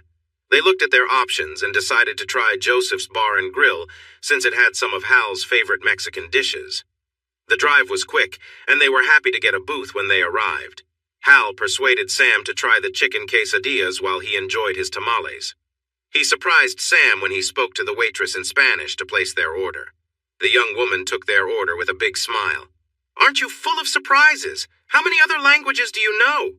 Sam joked. Hal smiled a little shyly. "A few." Sam's eyes grew wide as she realized he was serious. "The mysterious Mr. Demon," she said with a sigh, thinking this might be another secret of his. Her curiosity got the better of her. "What languages?" she asked eagerly. Hal thought about it and decided he didn't need to explain why he learned those languages. Spanish, French, Italian, Portuguese, Mandarin, Cantonese, Arabic, Russian, Turkish, Hindi, and of course English. "I'm not an expert in all, but I can get by and understand enough." "To my ear, you speak Spanish like a native," she said with admiration. He looked out the window, lost in thoughts about his past. "I think I spent some of my early years in a place like this. It brings back memories not all good." Sam looked at him sadly. "You don't remember where you grew up?" He shook his head and offered a forced smile. "It doesn't matter. That was then. I focus on now." He couldn't tell her how much he had lost after doctors worked on his mind. All he knew was that the memories left were not happy, but he could manage in life now. She nodded, but kept her gaze on him. "How about you? Do you ever feel like learning another language?" he asked to steer the topic away from himself. She blushed. "I don't think I could learn a new language. Besides, isn't English spoken everywhere?" He laughed a little. "It is in many places, but not all. If you go beyond the big cities where business happens, local languages take over. In some rural areas, they may not even know about the U.S. The world doesn't revolve around the U.S. That's one of the biggest lessons I've learned from my travels. I'd love to travel someday. This trip has already opened my eyes. I'm seeing so much of the country," Sam said with a bright smile. Hal found himself looking forward to seeing her smile. He loved how her smile showed off her teeth, adding a fun twist to her expression. He felt uneasy about how much he needed to see her happy. He wasn't sure what their future looked like. Everything depended on what would happen in Los Angeles. "What's wrong? You were smiling and then you looked like you might cry," she said gently. "Cry? No, I haven't done that in a long time." His mind flashed to the tough days after the trial when he was a teenager, separated from Lisa and sent to the military hospital. There had been tears and feelings he preferred not to think about. The journey to become who he was now had been tough and painful, a time he didn't want to revisit. The waitress brought their plates, pulling him from those memories. He smiled and switched to Spanish to thank her, also complimenting her in the restaurant for their great service. The young woman lit up with happiness as she thanked him and hurried back to the kitchen. "I think you really like that," Sam said with a knowing smile. "It's true," he replied, accepting the compliment. Hal then showed her how to enjoy her quesadillas. After her first bite, she gave him a bright smile. "Oh, wow! This is my new favorite meal," she exclaimed. Laughing, Hal began his meal. It was delicious, and he nodded in approval. They focused on the food, enjoying every bite. After finishing their main course, they decided to order dessert.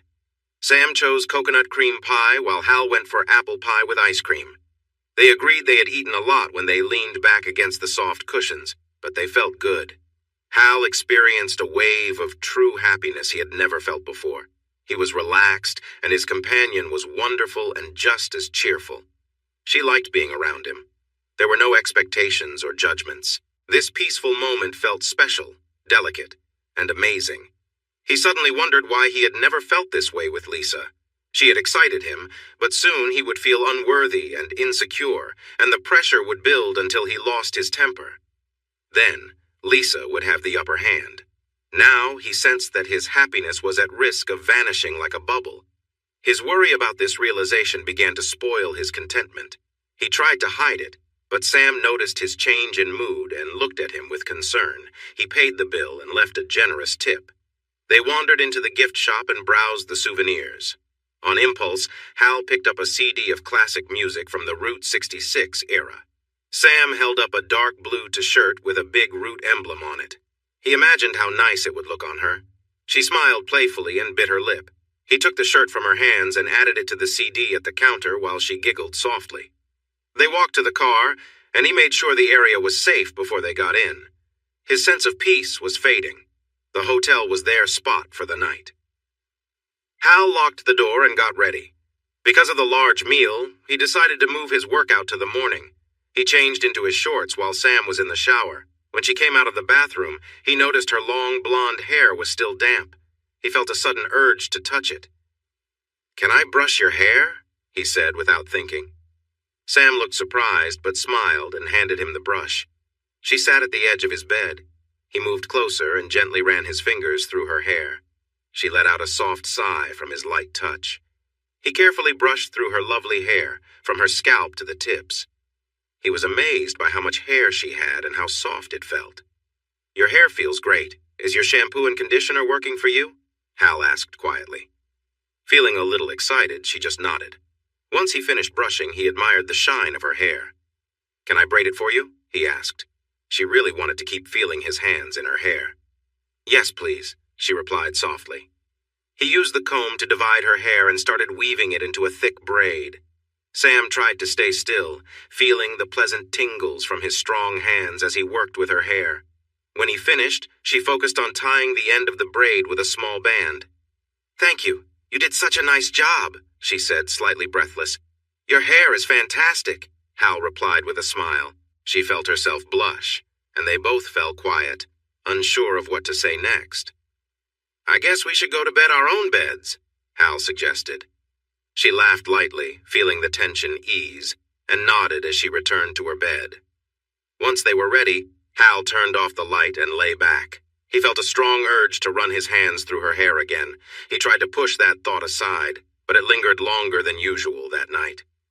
Sam watched his shape against the faint light coming through the curtains. She, too, struggled with her desire to feel his touch once more. Both found it hard to drift off to sleep. Sam woke up to a noise and opened her eyes. The clock showed it was just after 1 in the morning. She saw Hal sitting up in bed, breathing heavily. Maybe he'd had a bad dream. Outside, she could hear keys jingling as someone dropped them in the parking lot. Her gaze returned to Hal. She quietly admired him. He had treated her better than anyone ever had. He was gentle and patient, always wanting to see her smile. She remembered the way he looked at her with a smile that matched her own. She had never felt this happy before. She knew he was dealing with some personal issues, and she had promised herself not to interfere, but hearing him breathe hard was difficult for her to ignore. She needed to help him go back to sleep. Sam pushed her covers aside and moved over to his bed. Hal suddenly turned his head towards her and grabbed her softly around the neck. She was lifted off the ground and dropped onto his bed before she could understand what was happening. His body was pressed against hers, and his other hand quickly covered her mouth, making it hard for her to breathe. She attempted to push him away, but he was too strong. Looking up at him, she saw his face in shadows. He seemed to be watching her without saying a word. Then she felt something strange. He was becoming excited, and it pressed against her. She managed to move her head slightly to breathe, but the pressure was both confusing and alarming as he kept watching her quietly. She needed air, but his hold tightened and fear filled her heart. She felt trapped. A loud noise came from outside their door, and Hal's face turned to look that way. A beam of light broke through the curtains, revealing his eyes, which appeared cold and emotionless. The noise shifted to the sound of someone struggling with the door. A slurred voice came through.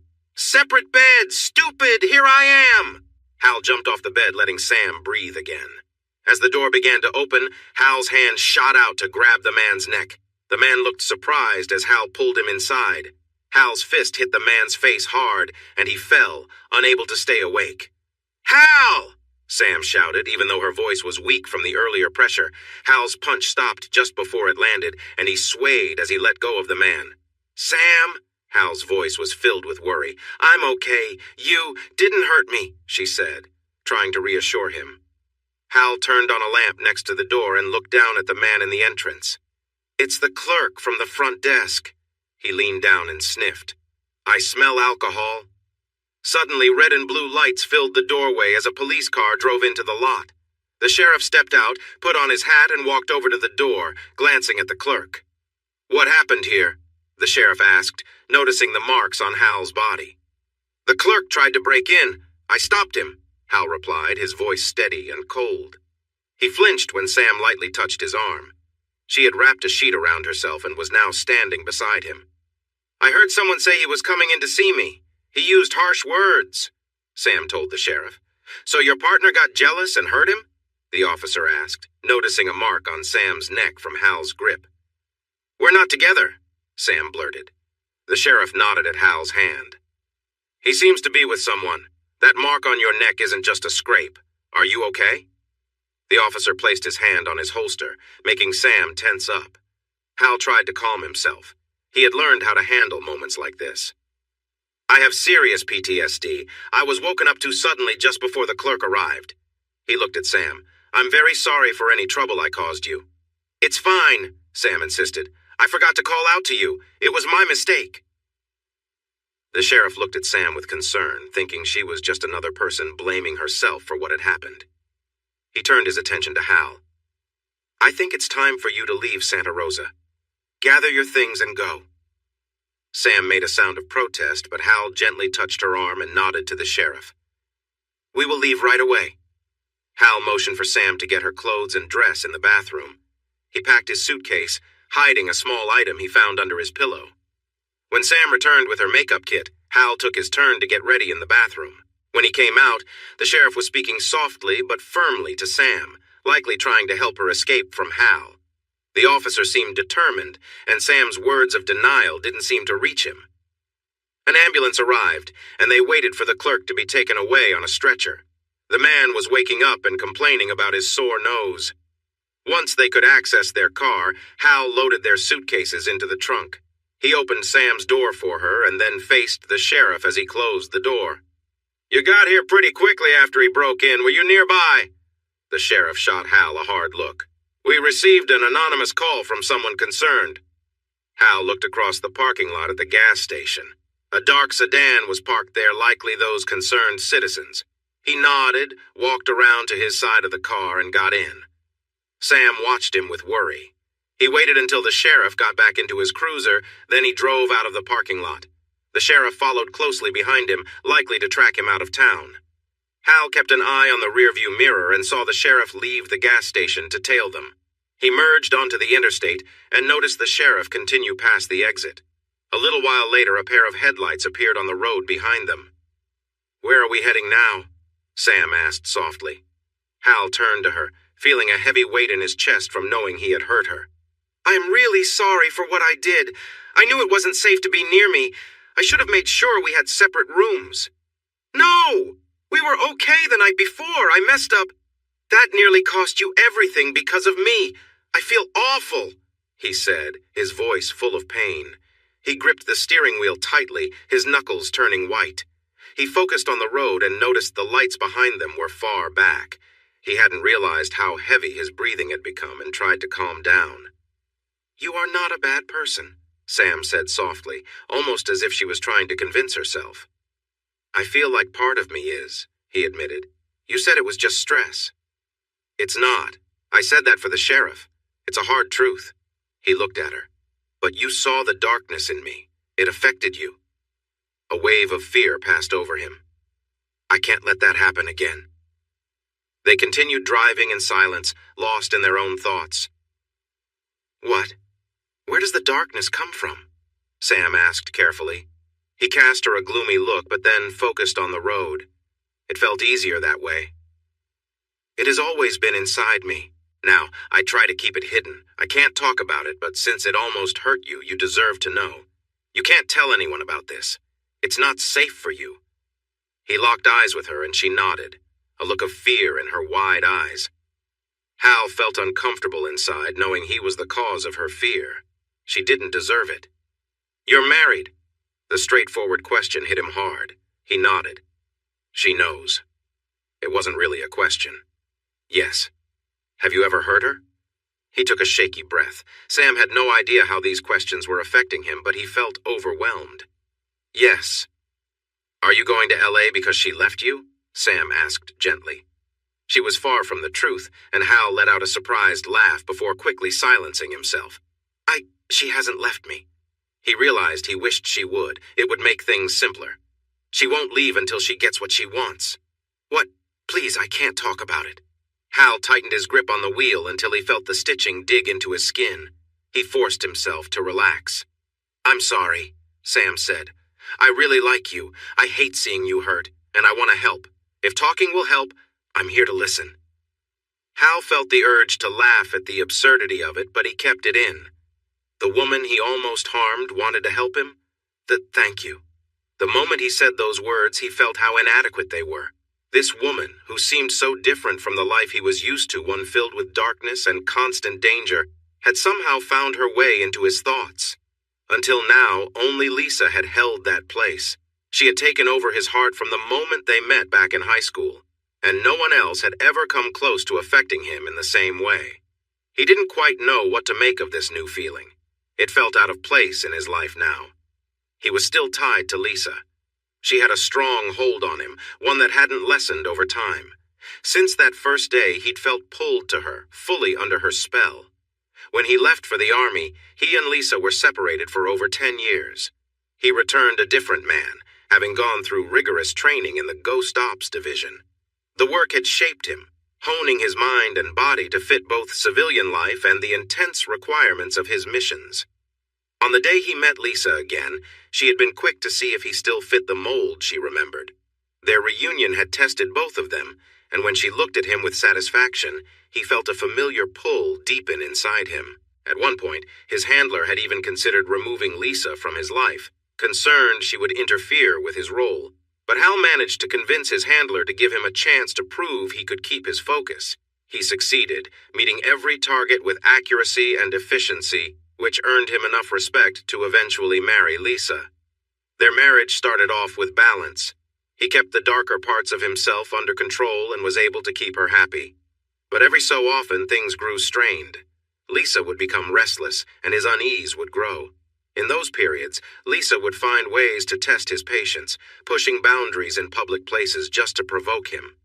She thrived on drawing attention, often encouraging strangers to flirt simply to trigger his jealousy. It would drive him to the edge, and eventually, he'd have to confront these situations. Every time, he'd try to stay calm, but the tension would rise until it inevitably snapped, pulling out a side of him he fought to contain.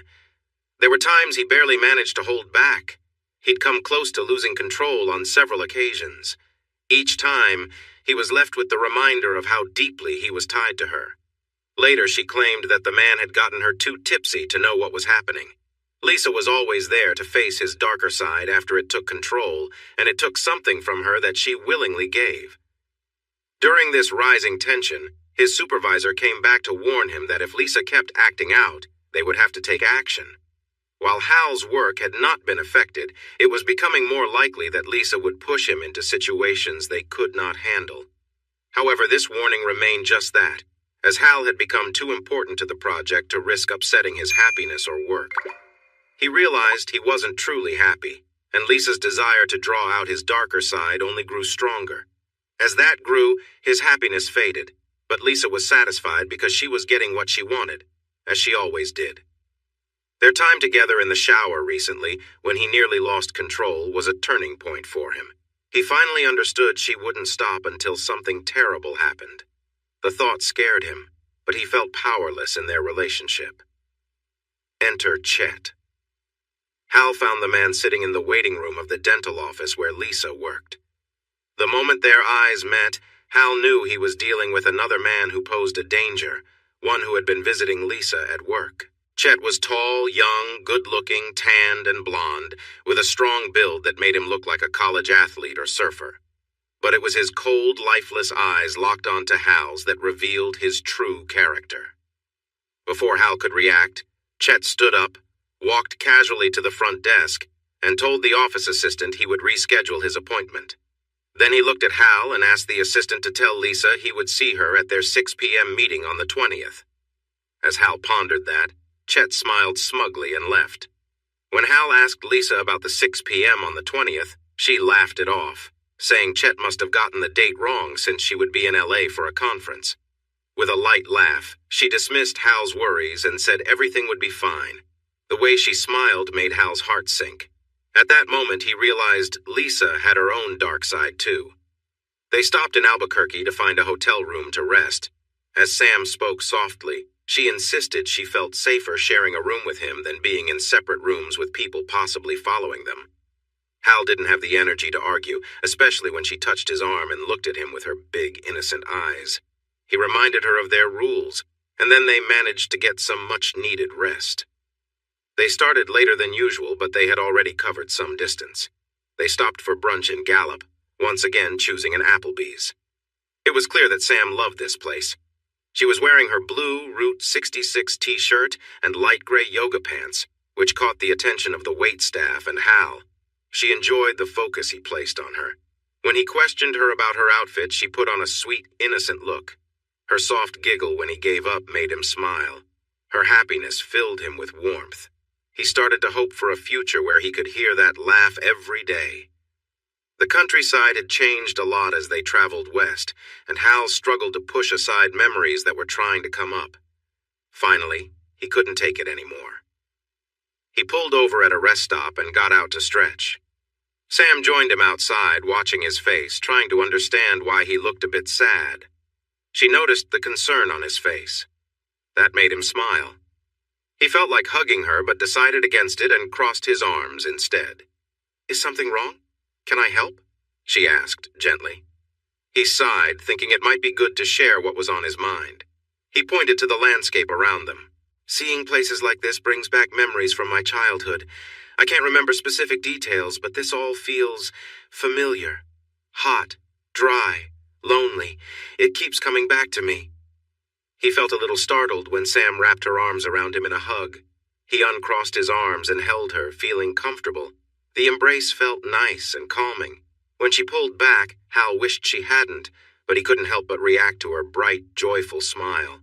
"You need something fun to do," she said, looking inside the car and spotting a CD Hal had picked up. "Let's listen to it and sing along." "Sing?" Hal asked, surprised. "Come on. My voice isn't great, but I'll sing if it helps take your mind off things," she said with a playful grin. "I like your voice," he said before he realized he shouldn't have. "Oh, thanks, but I don't know why you would. It's not that special," she replied, her cheeks turning a lovely shade of pink, but her eyes sparkled. He locked the car and walked with her to the washrooms. After waiting while Sam used the ladies' room, they headed back to the car. As they walked, Hal kept an eye out for their follower. He noticed a dark car parked on the road near the rest stop. He hesitated, tempted to walk down there, but knew it wouldn't be safe. Instead, he opened the door for Sam and closed it gently after she got in. His old habits were coming back strong. They turned onto the highway, and Sam opened the CD case, putting the disc in the car's player. The music started, and Sam turned up the volume. She smiled at Hal and began to sing along to Nat King Cole's version of Route 66. Hal grinned because he knew her singing voice was just as captivating as her laughter. "Why aren't you singing with me?" she asked, pretending to be upset. He smiled back. 2 reasons. I don't know the words. But more important, your singing is so beautiful that I'd ruin it if I joined in. She rolled her eyes. Now I know you're joking. My singing sounds terrible. Frank always told me to stop when I sang. My family did too. Mom said I didn't have the voice of an angel, so I should find other ways to express myself. She shrugged with a little smile, looking at her nails shyly. Your mom was wrong, and I really want to teach Frank a lesson, he said, clearly upset. He tried to calm down and saw Sam watching him with big eyes. He eased his frown. I'm sorry for talking about your mom, but she was so wrong about your voice. He took a deep breath. And Frank still needs a lesson. She smiled at him shyly. You really like how I sing? I love your singing, he replied firmly. Sam's smile grew wider and she started to sing again. Soon she poured her heart into it, and Hal couldn't help but grin at the joy on her face. She loved to sing, and they had tried to make her stop. How frustrating. She was definitely on key, and her voice was strong. If anyone complained, it might have been about its roughness. Hal thought it was really charming. After all, Rod Stewart and Kim Carnes had built careers on their raspy voices, and Sam sang even better than them. They continued towards Flagstaff, with Sam singing happily and Hal letting go of painful memories from his past. Sam was beaming with joy as they arrived at the hotel parking lot near the highways 40 and 17 in Flagstaff. They had finished the music on the CD and were searching for radio stations in the empty area around them. There's a big store nearby. We can walk over and get more CDs for the next part of our trip, Hal suggested, and she nodded eagerly. There's also an Olive Garden close by. I'd love to stretch my legs after all this driving, she said with a smile. Me too. They grabbed their bags and went inside to check in. Hi, reservation for Demon, he said to the friendly clerk at the front desk. She looked for his name. Yes, I have you here for one night. A room with a king-size bed. No, sorry, I need 2 beds. We need 2 beds, he said, stumbling over his words. The young woman looked at them with curiosity before glancing back at her screen. Let me see if I can find you another room. We are quite booked tonight. I have 1 room available facing the courtyard with a balcony. A cancellation. We'll take it, Hal said, feeling relieved. They finished the reservation and soon they had key cards and were heading up to their room on the 2nd floor. Once inside, Sam rushed to the patio doors and stepped out onto the balcony. Oh, this is lovely, she exclaimed, taking in the view. She turned back to Hal with a bright smile. The warm afternoon sun highlighted her features, and Hal felt his breath catch. He'd never seen anyone look so radiant. She seemed to embody peace and happiness. His thoughts drifted to Lisa, and he felt a jolt of realization. Sam and Lisa were so different. While Sam was innocent and kind, Lisa often enjoyed having power over him, which caused him stress. It was surprising to notice how their tastes were even opposed, like light versus dark. Why did it take being with Sam to see how dull his life had become? Are you okay? Sam asked, looking at him with concern. He shook himself from his thoughts. Sam stood close, her hands resting gently near him, noticing that he seemed shaken. You think? I want to talk to you. About Lisa, my wife? Her eyes widened in surprise. He cleared his throat. Later, after dinner and shopping. Okay, that sounds good, she replied softly and smiled at him. He suddenly felt the urge to lean in closer, but he stepped back. Sorry, we should get moving. I'm hungry. Are you hungry? He said quickly. She nodded and locked the patio door. They took their keys and went downstairs. Once outside, she looked at him curiously, and he pointed to the corner of the parking lot. They found a pathway leading to the restaurant. They had a little wait outside with others, feeling hungry too. 2 couples stood nearby, clearly together, but they were making comments that made Hal uncomfortable, especially about Sam. He felt a growl of frustration rise in him. He glanced at Sam and was surprised to see a determined look on her face. She met his gaze. Trust me? She whispered, and he nodded. She moved behind him, and he felt her warmth as she placed her chin on his shoulder. She wrapped her arms around his sides, and he felt a shiver run through him. He noticed the 4 people were silent now, their attention fully on them. Sam grabbed the bottom of his t-shirt and slowly lifted it, revealing his toned stomach. She gently placed her hand on his muscles, noticing how the others were watching her closely. Then she pulled him back toward her. "At least I don't have to pretend," she said with a light laugh. Two men glared at Sam, clearly bothered by her boldness, yet they seemed uneasy because of Hal's strong build and the impression that he could be very tough. The two women shifted nervously as they noticed his figure. When he looked at them, each took a step back behind their partners, showing signs of unease. Finally, they decided to leave and walked back to the parking lot. Sam let go of his shirt and stepped back slightly, still close. She rested her forehead against him, her hands on his shoulders. Hal could feel her shake a little. "Hey, I've never heard you talk like that before. Are you okay?" She took a deep breath. "No, that was tougher than I thought." He stood quietly, allowing Sam to find her balance again. "Well, what you said had a big impact." "It wasn't me." He turned his head to see her but couldn't. "It sounded like it was you." She let out a small laugh that sent a tingle down his neck. "I mean, those words were from Maureen, one of my old co-workers. She was fiery and had a sharp way of talking. She sounds interesting." "She was." Her voice softened, and Hal sensed there was more behind it. "Frank?" Sam leaned against him, sadness filling the space between them. She wrapped her arms around him again, this time seeking comfort. She smiled gently as he covered her hands with his. She must have had some tough moments with him. He hurt her badly. After that, she just vanished. Hal had heard enough. Frank needed to face the consequences. Hal was good at dealing with people like him. He would find a way to make sure Frank would pay for what he did. "Demon?" someone called out. Hal sighed and Sam chuckled lightly, stepping away from him. He turned and raised a hand to show they were coming. "Oh!" Sam said, surprised. He looked at her and noticed her cheeks were quite pink. She was glancing down at the front of his pants. He quickly moved his hands to cover himself. Sorry about that. It's from earlier when you were touching my stomach. Not from just now." His face felt warm as he tried to explain. She smiled playfully. "It's nice to know I can still have that effect on someone." He motioned for her to go ahead into the restaurant. He wanted to hide his awkwardness behind her, but also couldn't help noticing how she looked in her tight yoga pants. The second thought didn't help with the first. Once they were seated, Sam couldn't hide her smile. "What?" Hal finally asked. "Sorry, I just feel really good about myself right now. I can't remember the last time I felt this way. This is probably the best day of my life." Hal paused, staring at her. His day had started off quite differently. He must have looked shocked because she waved her hand.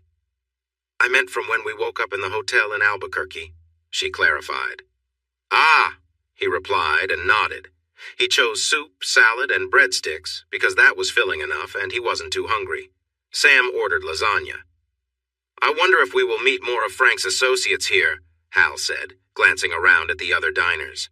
When he turned back to Sam, he noticed she looked genuinely worried. "Hey, I wasn't serious. I'm sorry. There's nothing to worry about. I can handle anything someone like Frank throws at us. Unless he has a trained bear, then we could be in trouble." Sam laughed at his joke, but then her face turned serious. "I worry about the people following us." He nodded. "They might work for my employers and are just keeping an eye on me. Since I spotted them so quickly and they haven't been good at hiding, it's more likely someone connected to the trouble back in Columbus." "Someone connected to Frank." He looked at her and nodded. "Yeah, that's possible. But they have not made any moves, and I know they are aware that we see them. If they do make a move, they would be in a lot of trouble. They must be monitoring us for Frank or someone close to him." He paused, considering what it meant that they were going through so much to find Sam. He looked closely at her, and she seemed a bit taken aback by his intense look. "What's wrong?" she asked. "Why are they still after you after all this time? Do you have something of theirs? What's in that backpack?" She looked a bit defensive. "Just some personal things. A small family photo album. Some memories from my childhood, like my address book and favorite books, are important to me." He frowned. "Those don't seem like things Frank would care about. He just wants to be mean." Their food came, and they kept talking about what the men might want from her. She told Hal she didn't know anything about Frank's business. She was never around when he had meetings or made calls. He would just tell her to go away. After they finished dinner, they decided to take a walk. The night was nice, but getting cooler, so Sam needed a sweater. They crossed the street and went to Walmart. Hal got a shopping cart and Sam smiled back at him as they entered. He took her to the music section and they chose some CDs with songs she liked to sing. This made her very happy, which made him happy too. He also picked up a pack of black shirts and pretended to glare at her. "You keep messing up my shirts." Sam giggled, which made him smile even more. Next, he found a pink hoodie sweater for her. It fit well and would keep her warm on their walk back to the hotel. "Do you think we should get you a new backpack?" Hal asked. She looked at him with wide eyes. "You can keep larger things in your suitcase and use a smaller bag for what you need. What do you think?" Sam nodded slowly. "Let's check to see what they have and you can choose," he offered, making her feel more at ease. It took a little time, but they finally found the accessory section, which had many purses. Some were backpacks, which seemed to be what Sam liked. She noticed a nice black leather bag with golden zippers and buckles. Hal saw her look at the price tag and quickly put it back. But then he picked it back up and checked it out. It looked well made. "Do you like this one? Is it big enough for your things?" "It's too pricey. I'll decide that. You just need to say if it works for you," he insisted gently while looking into her eyes. "So?" She bit her lip and nodded. He put it in the cart. As they walked to the checkout, Sam linked her arm through his. "Thank you for being so kind. You've treated me better than anyone else," she said softly. "You don't need to thank me. You're worth it. You've helped me a lot too," he replied. "And the CDs are a gift for me, so I can hear you sing tomorrow." She smiled brightly at him, and he felt drawn to her smile. The urge to kiss her came again, but he turned his head to find the nearest cashier. He rolled the card into line, and a few moments later they were ready to leave. He had the cashier take off the tags from the sweater, so Sam put it on and zipped it up.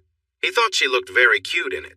It made him feel warm inside, but he pushed that feeling away. Then she put on the purse, and he nodded with approval. "That looks really nice." Sam was bouncing on her toes with happiness. Hal noticed this, and it caught his attention. He gently took her arm and guided her out of the store. They walked arm in arm across the parking lot and laughed as they crossed the street to the hotel. Soon, they were in their room. Sam placed her new purse on the bed next to her backpack, while Hal got them some water. They went outside to sit on the balcony. She smiled at him, and he couldn't help but smile back. They relaxed in silence for a while, enjoying each other's company. Hal felt thankful she wasn't pushing him to talk yet. He needed to figure out what to say. He couldn't share anything about his job or the dangers that came with it. That wasn't important right now. What really mattered was what was happening inside him and Lisa's struggle to control it. As he began to speak, a part of him urged him to stop. He was afraid that sharing these secrets would scare Sam away, but maybe it was better for her to know. Breakfast the next morning was quiet. Sam was still thinking about what he had shared the night before. Learning that she was staying with a man who had a serious split within himself was likely unsettling. The fact that she had faced the darker side only made it harder. Hal gave Sam some space that morning. He thought she might be better off apart from him, but he also knew she didn't have many choices right now. She had to stick with him. The idea that she was with him out of necessity rather than desire made him feel awful. His sadness must have shown because, as they finished eating, he felt a soft hand cover his on the table. He looked up surprised and saw her small smile and kind eyes. It stirred something in him, a deep feeling. "I'm sorry for making you sad, Hal," she said gently. "You've been so kind to me since we met, and here I am doubting you." "No, you need to. You've seen my darker side, so you know I can be dangerous. Sometimes. You have to take care of yourself first," he insisted. "But you seem so unhappy," she replied. He turned his hand to hold hers, softly rubbing his thumb across it. He kept his eyes on her hand as he searched for the right words to say. "For the first time in my life, I am truly happy without the worry and fear that troubled me during my marriage. Yes, I'm sad I've pushed you away, but that's not the important part. I know I don't deserve this, and you should keep some distance because you are a good person. The truth is, I'm not," Sam protested, holding his hand tighter. "You're a good person, too. You just have this other part of you. I see now that you can't completely change it, but at least you have things that help keep it under control."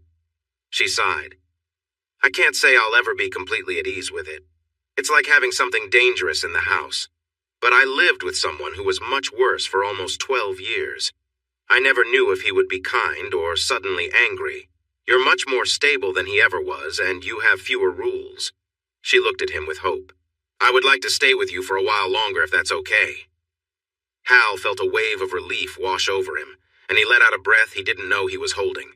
He raised her hand and kissed her knuckles. Then he realized what he'd just done and quickly pulled back. His eyes widened as he looked at her, worried she might be upset. Her face was a pretty shade of pink, and her eyes sparkled with joy. "Oh, I'm so sorry! I don't know what came over me," Hal exclaimed.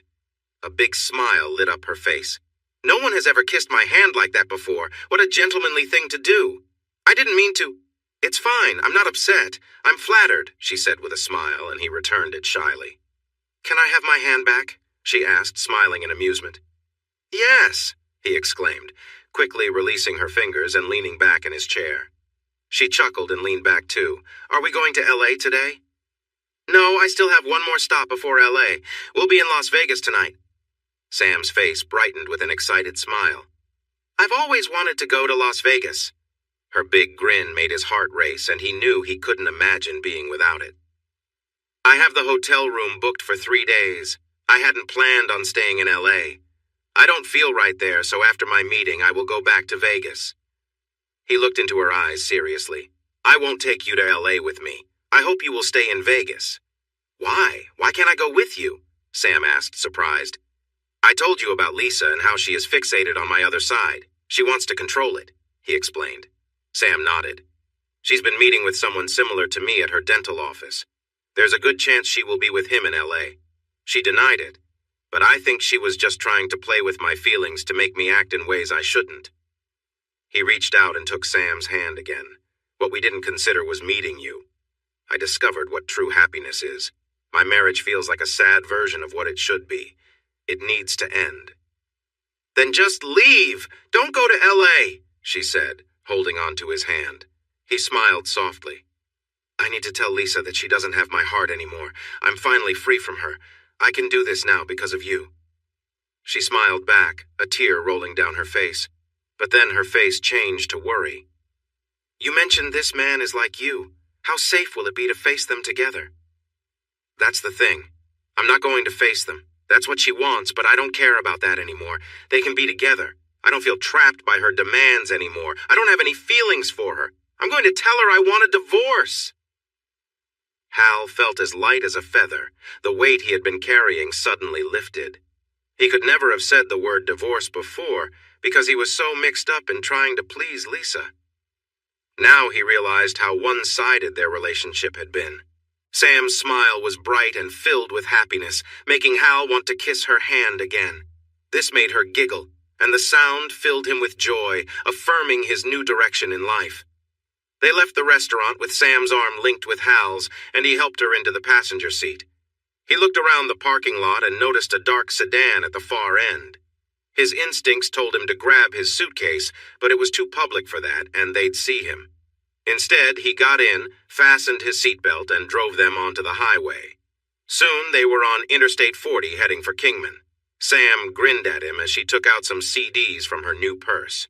He smiled back, and the drive to Kingman was filled with music.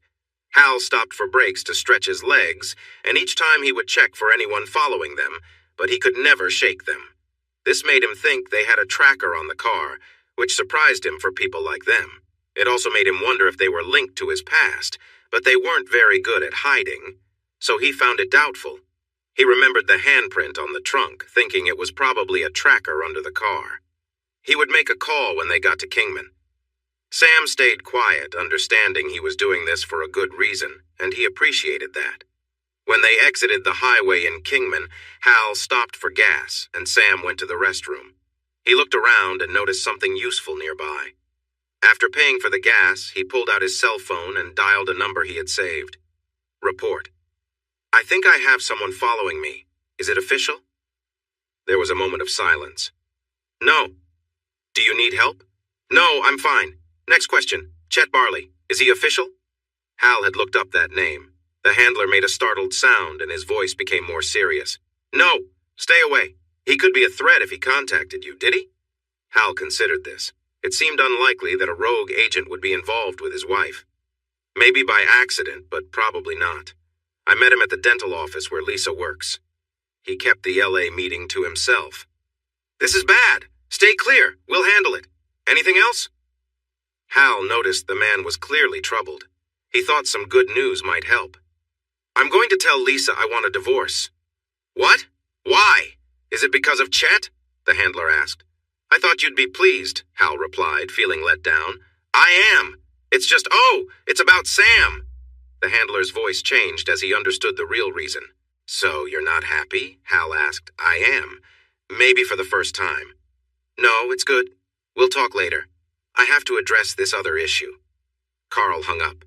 Hal put away his phone as Sam returned to the car. He handed her some money. Please get some snacks and drinks, water for me. We will skip lunch today, Hal said. Sam nodded and hurried off to the small shop. She came back quickly with the items. Hal let her in the car and then drove to the nearby auto service center. He parked the car in one of the open bays, but a mechanic signaled him to move since they had another customer waiting. Sorry, I drove over something on the highway and I'm worried it might have caused damage. I just need a quick look. There was a thump at the back. It won't take long, he explained, gesturing for Sam to get out. As she did, everyone turned their attention to her. The mechanic called out to another worker under the car. Cliff, come check this out. What's wrong?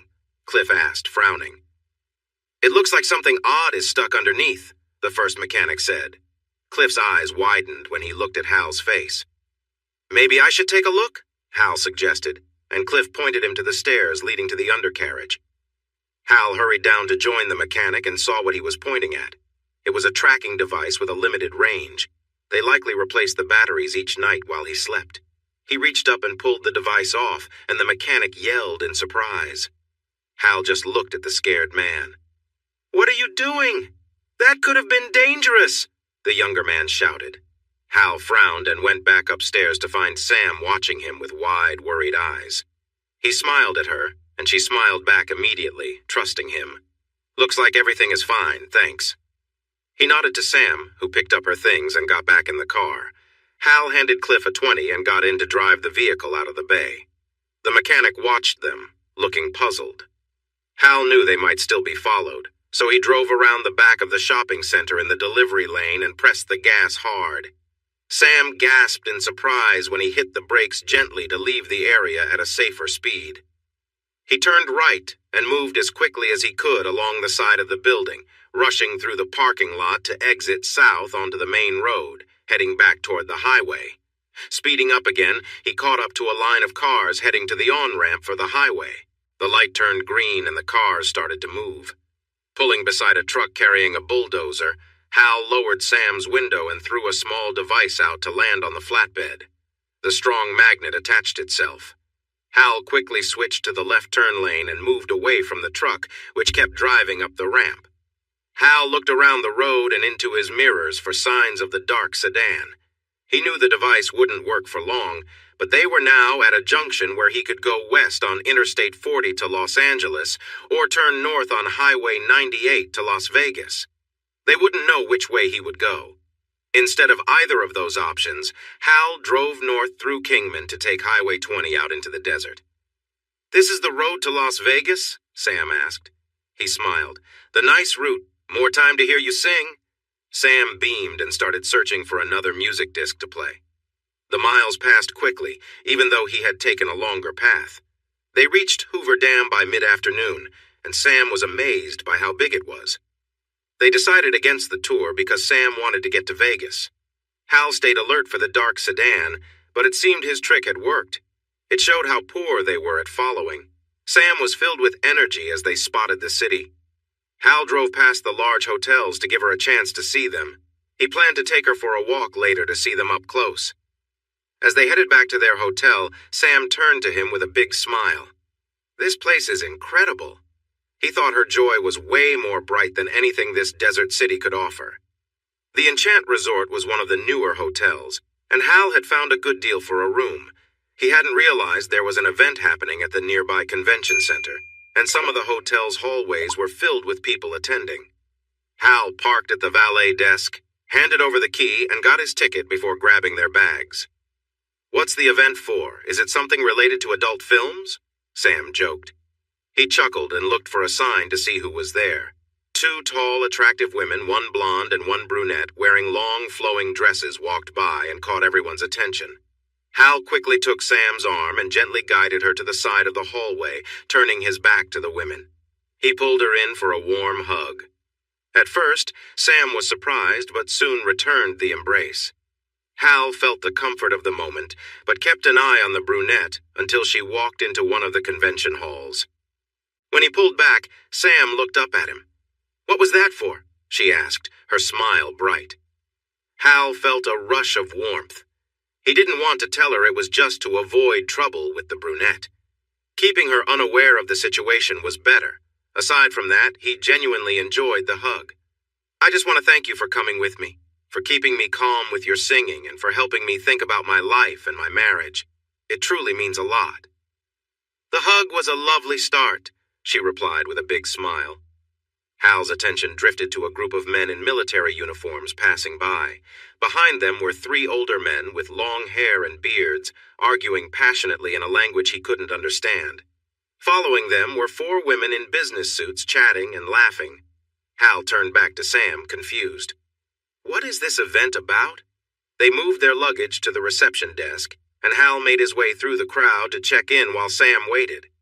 When he returned, she saw that he looked upset. "What's the matter?" she asked. "The room I booked has one king-sized bed, and they're all fully booked, along with most hotels in Vegas." Sam stepped closer, resting against him with her hands on his shoulders. She looked into his eyes, filled with hope. "I wouldn't mind sharing a bed with you." Her words were clear, and he felt a strong attraction. Suddenly she leaned in and kissed him. Her lips were just as sweet and soft as he had imagined, filling him with joy. This woman was everything Lisa wasn't genuine and caring, loving, and she wanted him, flaws and all. His head felt like it might explode with happiness as he enjoyed the moment, but then he thought of Lisa. He pulled back from her lovely smile and took a deep breath. Wait, oh my goodness. "What's wrong? Don't you want this?" "I do," she said, slightly out of breath. Yes, I do," he sighed, and her smile brightened as she leaned in again. He almost gave in, but at the last moment, he gently pushed her back. "I really want this more than anything else, but I need to tell her it's over first. I have to end my marriage before I can start this new chapter. Is that okay?" She leaned her forehead against his. "Yes, I can wait. Just knowing you want me is enough for now." "Let's grab our things upstairs, freshen up, and go find a restaurant for dinner. Then we can take a walk and see the sights. We'll figure out where to sleep later," Hal suggested softly. Sam nodded, her eyes sparkling. They took the elevator to their floor. Hal let Sam open the door with her key. She bounced into the room, admiring the decorations, and rushed over to the window. "Oh, Hal, the view is amazing!" she exclaimed, looking down at the fancy hotels. He enjoyed watching her excitement, and it made him happy. "Yes, it really is." She turned back to him and smiled. "You're making it hard for me not to kiss you." Hal raised his hands with a smile. He checked his suitcase. "I don't have nice clothes for dinner," he sighed, showing her his brown suit. Sam grimaced and he nodded. "I think I'll check the shop in the lobby. Want to join me? Maybe you can find something nice, too." She happily took his arm. They went to the shops next to the lobby. Hal found a dark jacket and pants, a white dress shirt, and black shoes. Sam hit the jackpot with a fitted, stretchy dress covered in gold sequins. It hugged her shape and ended mid-thigh. She wore gold heels that made her shine. She beamed when he told her she looked stunning. He also bought her a small gold purse to match. They decided to change into their new clothes before heading out to dinner. Sam moved her essentials from her backpack to her smaller purse. While she did this, her paperback book slipped from her grasp and tumbled across the floor, with a small, folded paper used as a bookmark flying out. Hal bent down to pick up both items. As he unfolded the paper, he paused to read the notes written on it. He looked at Sam, curious. "Where did you get this paper?" She shrugged. "I lost my old bookmark." There was an old notepad on the table by the phone in Frank's kitchen. "I took the top sheet to use as a bookmark." "Why?" He tucked the paper into his pocket and made her a new bookmark using a piece of paper from the pad by the hotel phone. "Does Frank have a good memory?" he asked her gently. She let out a small laugh as she looked at him. "No, he writes notes for himself and leaves them everywhere," she replied, looking at him with interest. He nodded, understanding now why Frank was so eager to find Sam. "Let's go eat." They walked arm in arm back to the elevator and took it down to the lobby again. "You look lovely tonight. Stunning," he told her, enjoying her cheerful smile. "Thank you, kind sir. You look very handsome in the—" Sam's words turned into a scream of fear as a group of men walked by them, suddenly turning and pushing them through double doors into a staffanly area. 8 serious-looking men were trying to pull them away from the public. One of them covered Sam's mouth and lifted her off her feet, dragging her further down the corridor. Her muffled cries still got through. Hal felt a wave of calm as the men approached. He moved quickly, staying ahead of them. He managed to hurt the first man who ran into him, making him loosen his grip. Then he aimed for the next man's eye, causing him to cry out and let go of Hal's jacket. Next, Hal struck the first man again in a sensitive area, taking him down. Hal stepped back to block the way as more men jumped over their fallen friends. These men had knives, but one made the mistake of rushing at Hal. Instead of moving away, he moved forward, dodging the knife just in time. He grabbed the hand with the blade and struck the man's elbow, leaving him unable to hold on. The thug didn't have time to react before Hal took control of the knife. The remaining 2 men hesitated at the sight of their partner falling. Hal stood firm, preventing them from passing, holding the knife he had just taken. The thug holding Sam shifted her position to try to grab a weapon. As soon as Sam's mouth was uncovered, she screamed loudly. He quickly put a hand over her mouth again. Suddenly, the double doors swung open and a big man in a dark suit rushed in. He frowned when he saw the fear on Sam's face and moved toward her. The 2 men in the back of the group made a mistake by trying to grab their weapons. One of them, standing between Sam and the newcomer, ended up on the ground unconscious. He never saw the punch coming. The second man staggered back when something was thrown from the doorway and hit his shoulder. He went down on one knee, and the big man finished him off with a strong blow. The tall, beautiful woman Sam had seen when she arrived at the hotel stepped up beside the big man. She held a knife in each hand and smiled. Sam was amazed by how stunning and fierce she looked. When the man moved his hand behind Sam's back, she realized he might be reaching for a weapon. She tried to glance at Hal, but her captor kept her in front of him. Then Sam heard a strange sound behind her. The man holding her stiffened and then fell to the ground with a quiet groan. Sam stepped forward in surprise, looking back. The man who had grabbed her was on the floor, a knife handle sticking out from the side of his head. She turned to Hal in shock as he got ready to face the last 2 men without weapons. You should be dead!" the tall woman shouted at Hal, but he kept staring at the 2 attackers. The 2 remaining men were unsure whether to fight Hal, who was now unarmed but still threatening, or the fierce woman behind them. Sam felt a gentle touch on her arm and saw the big man signaling for her to leave with him. "I need Hal," Sam said softly. He glanced at Hal. "I don't think he's in any danger now." Then he turned to the tall woman. "Tatiana, don't hurt Hal." "Ben, he's dangerous," she replied sharply. Ben shot her a disapproving look. "And you weren't?" Just then, a blonde woman appeared in the doorway, and she also picked up knives. "Ben, can't you stay out of trouble for 1 minute?" She moved next to the tall woman and quickly assessed the 2 confused men. Sam looked at Ben, then at the 2 strong women standing protectively behind him. Her gaze returned to Ben and she saw the scars on his face. She suddenly remembered the news stories. "You're the man from TV with the art!" she exclaimed. She couldn't believe she was in a hallway with a celebrity known from the news and tabloids, even though the media didn't have the best things to say about him. Her own experience was quite different.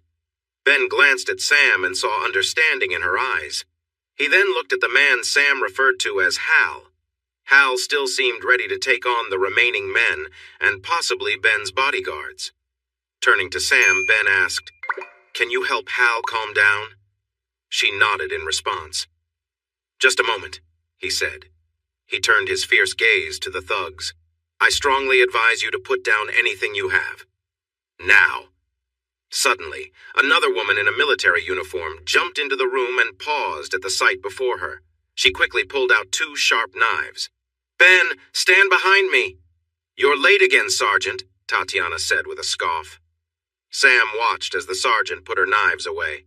She moved quickly to the fallen men, carefully disarming them and securing their arms behind their backs, leaving the others who were not alive. Sam stared at the three women and was startled when Ben touched her arm once more. He pointed at Hal, and she nodded back with a shy smile. "Hal, please don't harm these two men," she said, realizing how odd her words sounded. But to her surprise, Hal looked at her and nodded. The two men slowly crouched down, placing their knives on the ground. The sergeant was quick to secure them and take away any weapons in seconds. She looked at Hal, who raised his hands to show he meant no harm. Sam hurried over and wrapped her arms around Hal. He squeezed her tightly, his body shaking from the adrenaline. He kissed her, and she held him closer. "What is happening here?" the sergeant asked. "Ben saved the day again. This time I think he kept these men safe from Hal," Tatiana said, emphasizing Hal's name with a bit of regret. Ben looked at her with concern. "I see you two know each other?" "He hurt someone I was ordered to protect," Tatiana said, clearly upset. She glared at Hal. "I thought I had finished you off." Hal showed her the scar on his palm with a hand over his heart. "Almost." Sam's eyes widened as she realized Tatiana was connected to Hal's scars. Hal turned to Ben. "I need to make a call. I'm Hal Demon, by the way." Ben smiled and replied, "I'm Ben Shepard." Hal took out his phone and called his contact. "Report," came the voice on the line. "I'm in Vegas. I ran into another group associated with the same source as Columbus." The man cursed on the other end. Hal continued after confirming all the men were secured or no longer a threat. "I found out why they are following Sam. I have the important information they want. It needs to go to the FBI right away." Sam stared at Hal in surprise. He nodded at her and smiled gently. There was a pause, then the voice returned with renewed energy. "Really? That's great. Which hotel are you staying at? I'll set up for someone from the agency to collect the information." "The Enchant Resort. They need to hurry because this information is urgent," Hal said. "Got it. What do you need right away?" Hal glanced at the two bodies nearby. He felt a bit of relief thinking about them. "I need help with the police." "No, we will handle that," the sergeant replied. "Who is that?" Carl asked. "Put her on the phone." Hal raised his eyebrows and passed his phone to the woman. She whispered to Carl for a moment before returning the phone to Hal, looking wary. He frowned at her and put the phone back to his ear. "It's me." "They will take care of everything. I'll send the FBI for the information right away." The call ended, and Hal placed his phone back in his pocket, turning to Ben. "Thank you for your help." "Those people didn't seem like FBI or police." "Who were they?" Ben asked. Hal signaled for Sam to come back to him, and she quickly joined his side. "Sam used to be with a bad man. He runs a strip club in Rochester, New York, and he's involved in a human trafficking ring. He wrote about a delivery arriving in New York City on a ship. It's pretty discreet, and will get here in 2 days." Soon after writing the note, Sam escaped from him. She accidentally took the note with her as a bookmark. Now she has been on the run, and this man who forgets a lot is trying to get it back. He can't contact the ship, so all he had was the note, which I now possess. The large man nodded and looked more closely at Hal's arm. "Looks like your jacket got damaged." Hal checked his sleeve and grimaced. "I just bought this," he sighed, then turned to Sam. "Are you still hungry?" She smiled shyly and nodded. Hal grinned at Ben. "Can I treat you and your friends to dinner?" He turned to Tatiana. "As long as you promise not to cause any trouble again." She clicked her tongue but received a stern look from Ben and eventually agreed cautiously. Ben returned Hal's smile. "We have reservations, but we'd love to have you join us if you're interested." Hal noticed the sergeant trying to get Ben's attention. "I'll handle the authorities and meet you upstairs later," the woman said. Police officers were entering the hallway, and she moved to speak with them. As they introduced themselves, they waited for the police to get directions from their leader. Finally, Hal and Sam followed Ben and his bodyguards, Lilia Sokolov and Tatiana Pushkin, to a beautiful restaurant with a stunning waterfall. Hal smiled as he noticed how nervous Sam was next to the two women. He kissed her hand and looked into her eyes, making her giggle nervously. The others watched him with curiosity. A waiter brought the menus, and Hal's phone rang. He said, "Excuse me," and stepped towards the entrance to answer. "Hello? Hal Demon?" "Yes, but it's Demon. Who is this?" he replied, frowning a little. "This is Agent Patterson from the FBI. I heard you have something for me. I'm at the front desk." Hal blinked, surprised that someone was there already. "I'll be right there." He made his way to the front desk and quickly saw the agent. She was observing him closely as he approached. "Agent Patterson," he said. "Hal Demon?" she asked, and he nodded. He handed her a piece of paper. "This is a note Frank Capello wrote for himself. The woman I'm with, Sam Dulane, lived with him, and he has not treated her well. She found the courage to leave and took this note as a bookmark for a book she's reading. Mr. Capello has been looking for her since. He has tried to find her twice this week. I learned that he might not remember what the note says. I discovered it tonight, and it seems to show a delivery planned in 2 days." She read the note and nodded, understanding that they needed to act quickly. She carefully placed the paper in her jacket pocket. "Thank you. Can I reach you and Miss Dulane at your number?" she asked. "Yes. She's staying with me," he said firmly. The agent smiled. "Thank you. I'll be in touch." With a nod, she hurried away. Hal watched her leave and returned to the restaurant. He saw Sam looking for him. Her expression of relief made him realize he should have told her what was happening. He promised himself to keep her better informed in the future. He paused at the thought of the future. Just imagining a future with Sam felt like a treasured promise. He moved closer to her and kissed her forehead. She smiled sweetly, a shy but happy look that he loved to see. He took a seat and told the table about his conversation. Sam's smile grew bigger as she understood that one of her difficult choices could help save 30 young women who were in trouble. "Are you here to enjoy the sights or gamble?" Hal asked Ben. Ben shook his head. "The ladies aren't too excited about me walking in crowded places. I tend to draw a lot of attention. I don't gamble either. I'm here for the International Conference on Science, Engineering, and Technology." Hal raised his eyebrows in surprise. "Is that why all these people are here?" Ben smiled and nodded. "I just arrived this morning as the conference is only today and tomorrow. I have some meetings planned, and I'm really excited to attend a few panels." He glanced at his bodyguards, who did not seem very happy. "I told you two that you don't need to join us for the meetings or panels. Evelyn and I will be okay." "But we can't do that, Ben," Lilia replied. "There are military representatives from many countries at this conference." Hal looked back at Ben and noticed his resigned look. The big man managed to smile for Hal and Sam. "It was more enjoyable when I wasn't under so much scrutiny." "Find a way to enjoy it," Hal said, nodding. Ben nodded thoughtfully and smiled again. "So what are you two doing in Vegas?" he asked. Sam shot a nervous glance at Hal, and he held her hand tightly. "I'm heading to Los Angeles for the day tomorrow. I have something important to take care of there." Tatiana's eyes narrowed as she focused on him. "Is this going to end badly?" Ben frowned at her and she tried to hide her reaction. Hal observed their exchange and felt the tension in the air. The reason for it was unclear. "No, that's not why I'm going," he assured them. Tatiana nodded but looked down, accepting his answer. "What about you, Sam?" Ben asked next. Sam still looked a bit uneasy in this group. Her gaze shifted between Hal and Ben. "I'm staying. I'll wait here for Hal. The hotel has a pool, so I might go there. Maybe—" She smiled at the group, and Hal felt her grip tighten on his hand. He placed his other hand over hers and squeezed gently. Her smile showed she appreciated his support. Ben glanced at Hal. "Will Sam have any problems with those guys again?" "No," Hal started to say. But then he remembered the FBI was keeping things quiet until they made their move in 2 days. "Wait!" He turned to Sam, whose eyes were filled with concern. He faced a difficult choice. He couldn't take her with him because Lisa and Chet were dangerous. But leaving her alone while Frank was unaware that she didn't have the information was not safe either. Frank had connections in this city, and it was too risky to walk around Las Vegas tonight with her. He needed to confront Frank Capello soon. "How long will you be in Los Angeles?" Ben asked. "I won't be back until after midnight tomorrow," he answered cautiously. Ben looked at Lilia and Tatiana before turning back to Hal. Sam can join us. She would be safe with us.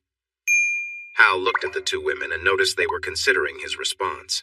Then he turned to Sam. Would that be okay for you? I'd rather be with you, she started.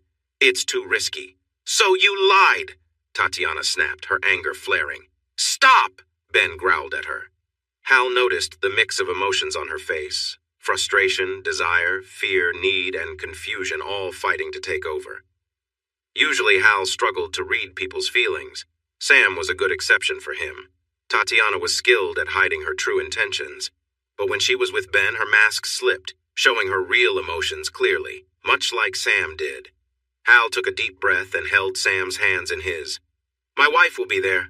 I'm not sure how she'll react when I tell her I'm filing for divorce, but I think it won't be good for you, and she might even get upset. She doesn't handle losing well. I'm also worried about Chet Barley. I suspect he is trying to target me and is using Lisa as a way to do that. I've heard he's gone off the rails. Ben listened with a concerned look. How are you getting to Los Angeles? Hal looked at him. I'm driving. I don't like flying. Being in a small space with many strangers is tough for me. I was going to offer you a jet service I use. You'd fly alone and it would cut the trip to just an hour each way, Ben suggested. Hal raised his eyebrows in surprise. I have a budget that can't cover. It's on me, Ben insisted. Hal's eyebrows shot up. That's very kind of you. Why? Ben nodded toward Sam, who was looking at Hal with worry.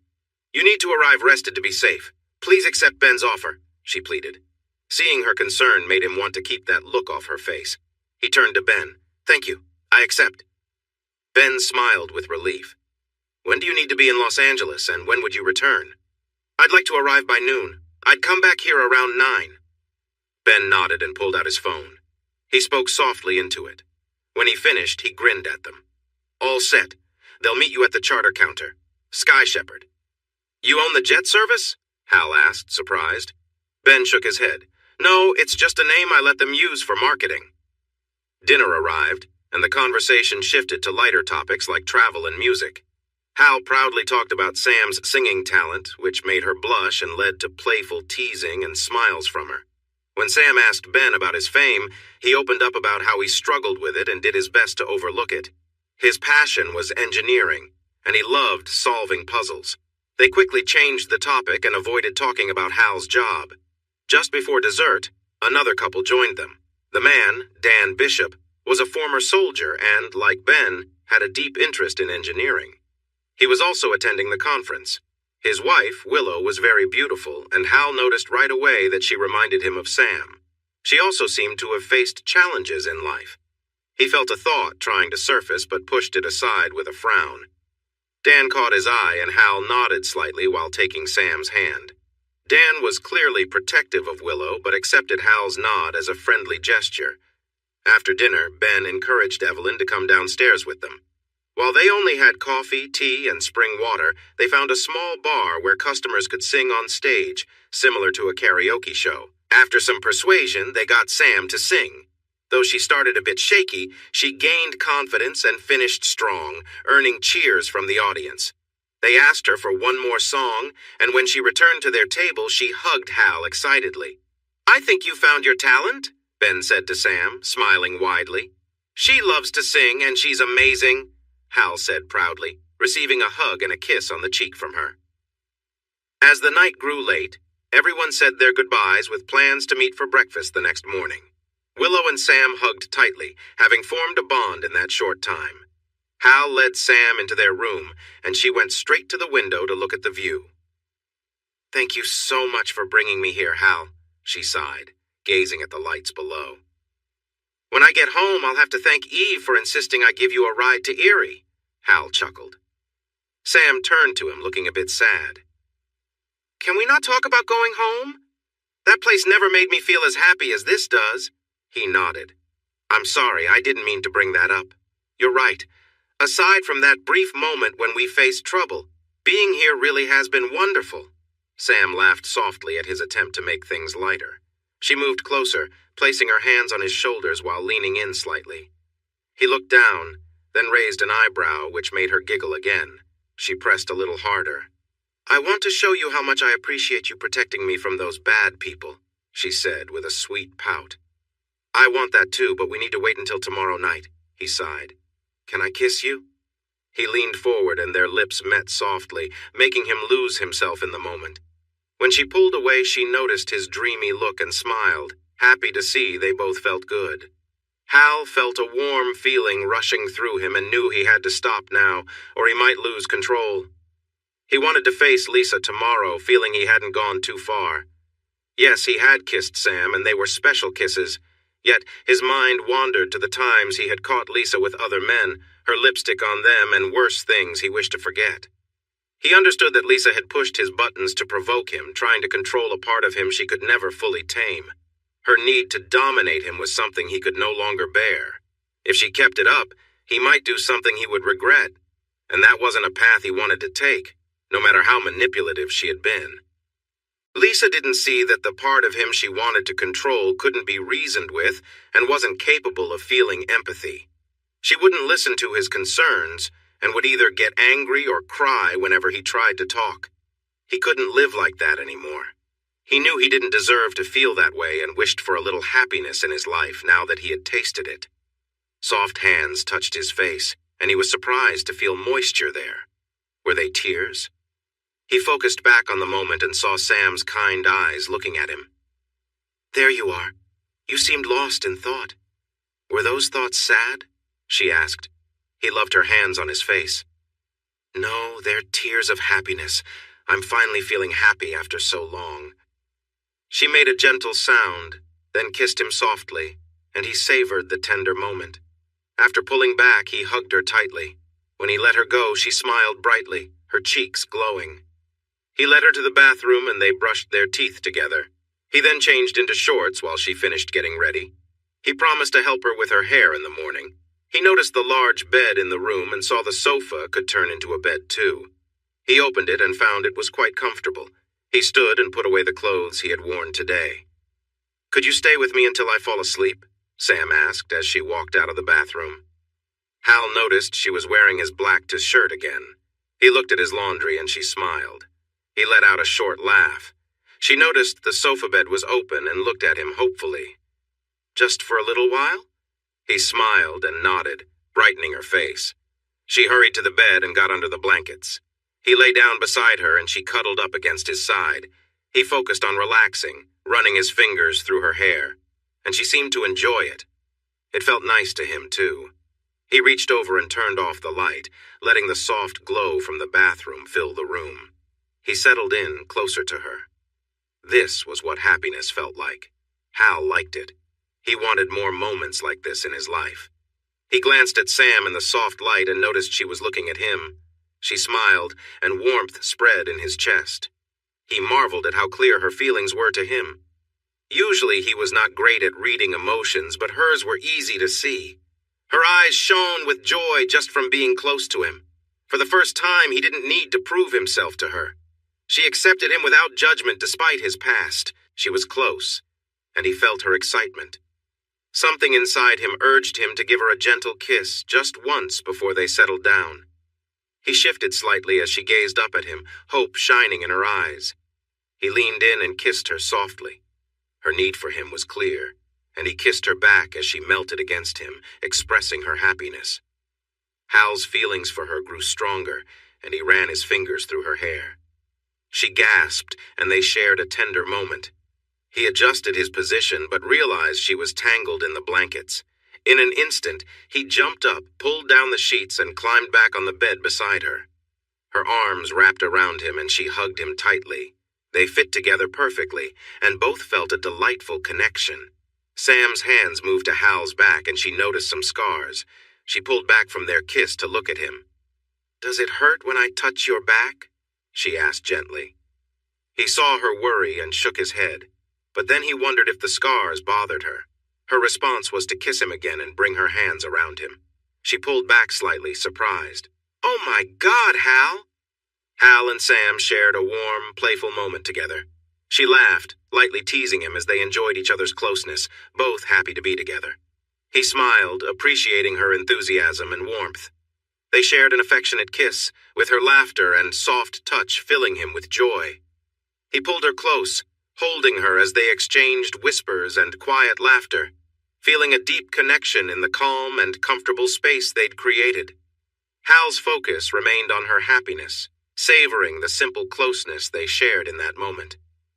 After a while, they settled down, content and relaxed. The two lay together, holding each other in silence, simply enjoying each other's presence as they drifted into sleep, both feeling a sense of peace and togetherness. It felt wonderful to him, but Sam was starting to lose her focus. She wasn't pushing him away, so he became more assertive, and it felt even better. Sam, you feel so good, he said between his movements. She didn't seem able to respond and just held on to him. He thought she might be feeling even better because of the way she was shaking. He was reaching his own limit. She was holding on to him tighter and tighter, and he was moving faster and faster. "Sam, I'm almost there. How are you doing?" "Now! Do it!" she shouted, and he was surprised by how loud she was. His body reacted to her command, and he quickened his pace, their bodies coming together until everything around them faded away. "My God, Sam!" he exclaimed as he felt a rush of warmth. She rested her lips on his neck and trembled quietly. They held on to each other, enjoying the moment and their connection. Hal had never felt anything so deep emotionally. When they finally caught their breath, Hal gently kissed Sam's cheeks, nose, and forehead. She looked up at him, worn out but happy, and smiled softly. "What was that for?" she asked quietly. Hal struggled to put his feelings into words. It was all new to him, a place he had never been before. He just smiled and shook his head. She laughed lightly, letting her legs slide down to the bed. That sent ripples of pleasure through both of them, and they gasped from the intensity. "No more. I'm done for tonight. That was too amazing," she said weakly. He chuckled softly and carefully pulled away from her. She took a quick breath, then relaxed. He shifted to lie next to her, admiring her sweet face. To be honest, he couldn't help but look at her for a moment, enjoying the chance. Eventually, he noticed her breathing slow down. He quietly got up and covered her with a sheet. Not wanting to leave just yet, he lay back down beside her to watch her sleep. Now that he could think clearly, he felt regret for what had happened. He felt like he had lost his ground with Lisa. He had been unfaithful while married. Could he claim he was better than her after what he just did? He thought about it until he realized one important difference. He had a real emotional connection with Sam, while Lisa just used people for her own gain. They meant nothing to her, but he meant nothing to her too. Hal sat in a cozy chair in the lobby of the hotel where Lisa was staying, up the street from the Los Angeles Convention Center. It was a very comfortable chair, and he really didn't feel like getting up. He was feeling very tired. Hours earlier, when he arrived, he looked around the neighborhood for places where Chet might be hiding, but he didn't see any signs of him. Not that he had really expected to. Next, he quietly entered Lisa's room and checked for any signs that Chet had been there.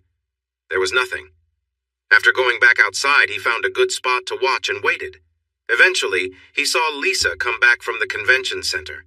She looked very nice in a pretty red and blue dress that stopped just above her knees. Her high heels made her legs look good, even if they probably weren't comfy.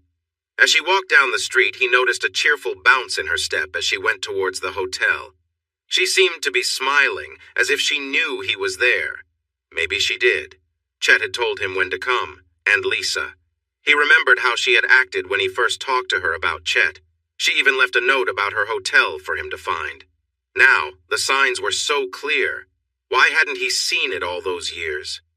She had been leading him into another difficult situation. She knew he was in Los Angeles. Lisa got back to the hotel a little after 5 p.m. He almost went after her, but he stopped himself. He wasn't going to confront her. He had told Sam that wasn't his plan, and he was sticking to it. Speaking of Sam, he remembered how he had woken up this morning with her breathing softly against him. He had slept peacefully all night, wrapped in her arms, without waking up in fear or feeling angry. He couldn't remember falling asleep, but it had been a big risk that turned out well this time. Sam had woken up slowly and smiled at him warmly. She had rested well, too. They got ready for the day and went down for breakfast with their new friends. Sam kissed him before he left for the airport, and he saw hope shining in her eyes. After letting Lisa go into the hotel, he settled in the lobby to wait. 6 p.m. came and went without Chet showing up. At 15 minutes after, he took the elevator to her floor again. He entered her room and stopped when he noticed a familiar, unsettling smell blood. He took a careful step forward until he could see the bed clearly. Chet had been there and left. Lisa was still on the bed, her head hanging over the edge. Her arms and legs were spread out and she was not dressed. He could hardly believe what he was seeing, so he felt a dark part of himself emerge to help him cope. She was looking at him with wide, frightened eyes, her mouth open as if to scream, but no sound was coming out. There were cuts on her throat and her body, and it was clear that terrible things had happened. Hal's troubled mind tried to understand the situation, mapping out the grim details of what had taken place. The room was a grim scene, with blood staining the sheets, carpet, and walls, a sign of just how violent the confrontation had been. Chet's anger had fueled the chaos. He wasn't like Hal, after all. Hal heard faint noises from the room next door, a series of thumps and the sound of drawers being opened and slammed shut. Someone was venting their rage. Realization struck him. Chet wasn't on his way to the hotel, he was already here, just next door. Hal turned to his wife, gently closed her eyes and murmured, "I'm sorry I couldn't give you what you wanted, Lisa." He took a steadying breath, allowing his controlled, intense side to surface fully. He approached the door to the adjoining room and considered that it might be unlocked, especially if there had been a relationship between them. Quietly, he slid the door open and stepped through. Chet reacted instantly, raising a large weapon and firing as Hal also squeezed the trigger. Hal felt a powerful impact in his chest, throwing him back down the hall until he crashed into the door. His gun slipped from his hands and he slumped to the floor, struggling for breath. He couldn't see Chet, but he could hear him, muttering with frustration. "You're pretty fast for an old man, Hal." Despite his struggle to breathe, Hal managed to ask, "Lisa?" Chet responded with a sigh. "Didn't plan on it going that far, but she really got to me." He paused. "Why, do this?" Hal panted. "Can't you figure it out?" Chet sneered. "You were the top-ranked agent, and I was always right behind you. I'm not satisfied with being second place. I wanted to be the best." Slowly, Chet came into view, though he was clearly in pain, struggling with a wounded shoulder. His left side was visibly hurt, a mark across his face where Hal's shot had grazed him. It upset his balance. He smiled wildly when he saw Hal against the door, arms by his sides and hands on the floor, with his gun out of reach. He chuckled to himself. Chet leaned forward awkwardly towards Hal. He tried to aim the gun at Hal's head, but his arm shook as he pulled the trigger. A part of the door shattered near Hal's head, prompting him to lean to the side. Hal's other hand lifted from the floor and shot at Chet's knees. Chet fell forward with a loud scream. Hal quickly used his knife. He could see the surprise on the younger man's face. Chet struggled to gather his strength, but it wasn't enough as Hal took the gun from his hand. Hal caught his breath but felt sharp pains in his chest. He might have some broken ribs. He pushed Chet's body aside and looked down at him. He felt a dark urge rise and acted on it. Staring into the dying man's eyes, Hal turned his knife to finish the job. He felt a grim satisfaction seeing fear in Chet's gaze as life slipped away. He wiped the knife on Chet's shirt. Carefully standing up, he pulled out his phone and called his contact. "Report!" "I found Chet," Hal said, trying to breathe. "He's dead," the man replied with a sigh. It wasn't a question. "He killed Lisa because I didn't arrive when she expected. When I got here, he tried to kill me," Hal explained. There was a pause. "Why were you late? You're usually very punctual." The man sounded worried. He didn't like changes in Hal's routine. "I was on time, just not when she thought I would be. I came to talk about a divorce, not confront her about anything else. I never expected he would hurt her." Hal felt lightheaded, having trouble breathing. He might have internal injuries. He told Carl the hotel name, the floor, and the room numbers, then ended the call. He walked down the hall and picked up his other gun. He reloaded both weapons and tucked them into hidden pockets on his pants.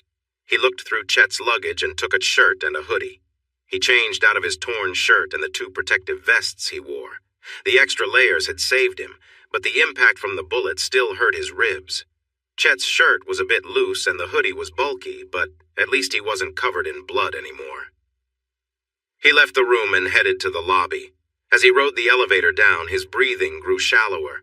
He was in trouble. As he walked through the lobby, his mind was filled with the bright smile of a lovely woman. He longed to see that smile just one more time. That's when his handler found him, sitting in a chair, struggling to breathe. Sam hurried through the hospital halls, her heart racing. She couldn't focus on anything but what was ahead of her, and the pounding of her heart drowned out everything else. When Hal missed his flight home, the pilot called Ben to see if he should wait. That's when panic set in. Hal had been shot. That was all Sergeant Kilcade managed to learn from the person Hal always called. Upon hearing this, the sergeant mobilized the resources of the U.S. Army to find out which hospital Hal had been taken to. They said goodbye to Dan and Willow, and then Ben arranged a private jet to fly them all from Las Vegas to Los Angeles. She was amazed by his kindness, but his 2 bodyguards simply told her that Ben promised to help her until Hal returned. He took his promises seriously. They had a police escort to the hospital, though even Ben didn't know where that came from. Still, she felt thankful. They met the man on the phone named Carl, who told them Hal was still in surgery. He had been wearing a vest, so the bullet didn't penetrate too deeply, but it was a large bullet that broke some ribs and caused some damage. It was critical. That morning, she woke up in the waiting room, resting against Ben's shoulder. He woke her to share that someone had finally come to tell them Hal had been moved to a recovery room earlier that night. He provided the room number, and she hurried to find him. When she finally found the right room, she rushed inside and saw Hal resting against pillows. She stopped herself from jumping into his arms, and instead stepped closer to the bed and brushed his hair back gently. He had a tube delivering air to him. Her touch seemed to wake him up, and his eyes slowly opened. She remembered his rule. "Hal, it's Sam. How are you doing?" "I've felt better," he replied while taking a breath. "I've felt worse." His gaze wandered around the room. "Where am I?" "A hospital in Los Angeles. Can you tell me what happened?" she asked. He closed his eyes for a moment. "I probably shouldn't," he said. Then his eyes opened again. "But I can share a little. The man my wife chose to be with took her life. He's the one who shot me." Sam gasped, her hands flying to her mouth in surprise. She felt a mix of horror and unexpected relief, and then guilt washed over her for feeling a spark of joy. She must have shown her feelings because Hal smiled softly at her. "It's okay," he said gently. "I completely understand. I went there to tell Lisa I was ready to end our marriage, but I guess that fight won't happen now. I'm free, as strange as it may sound. I feel sad about her death and the way it happened, but I couldn't control any of it. Understanding this makes me see my whole marriage in a different light. She didn't love me. She loved being in charge of me and the chaos I kept hidden inside. That was what she wanted most." "I'm sorry," Sam said quietly. He shook his head slightly. "You've been very honest with me. I really appreciate that. It means a lot, especially since I have to keep many secrets for others. You make me so happy. I never imagined I could feel this much joy. I don't think I deserve it, but I cherish it, and you." Sam's big, bright eyes were filled with tears. "Those aren't sad tears, are they?" he asked, looking worried. "No, you silly man. I'm just really happy, too," she replied excitedly. "Then why aren't you kissing me?" She laughed and leaned over to kiss him, gently holding his face. In the hallway, Ben peeked in and then turned away from the open door. He looked down at the small man beside him. Their eyes met. "You're taking over their protection duty until the issue with her ex is cleared up, right?" Carl nodded. "Good. Now I need to say my goodbyes." He knocked on the door frame and entered with a smile. "Hi. I hope I'm not interrupting, but I'm going back to my own life and I wanted to wish you goodbye and good luck," he said warmly. Sam turned and gave him a strong hug, which Ben returned.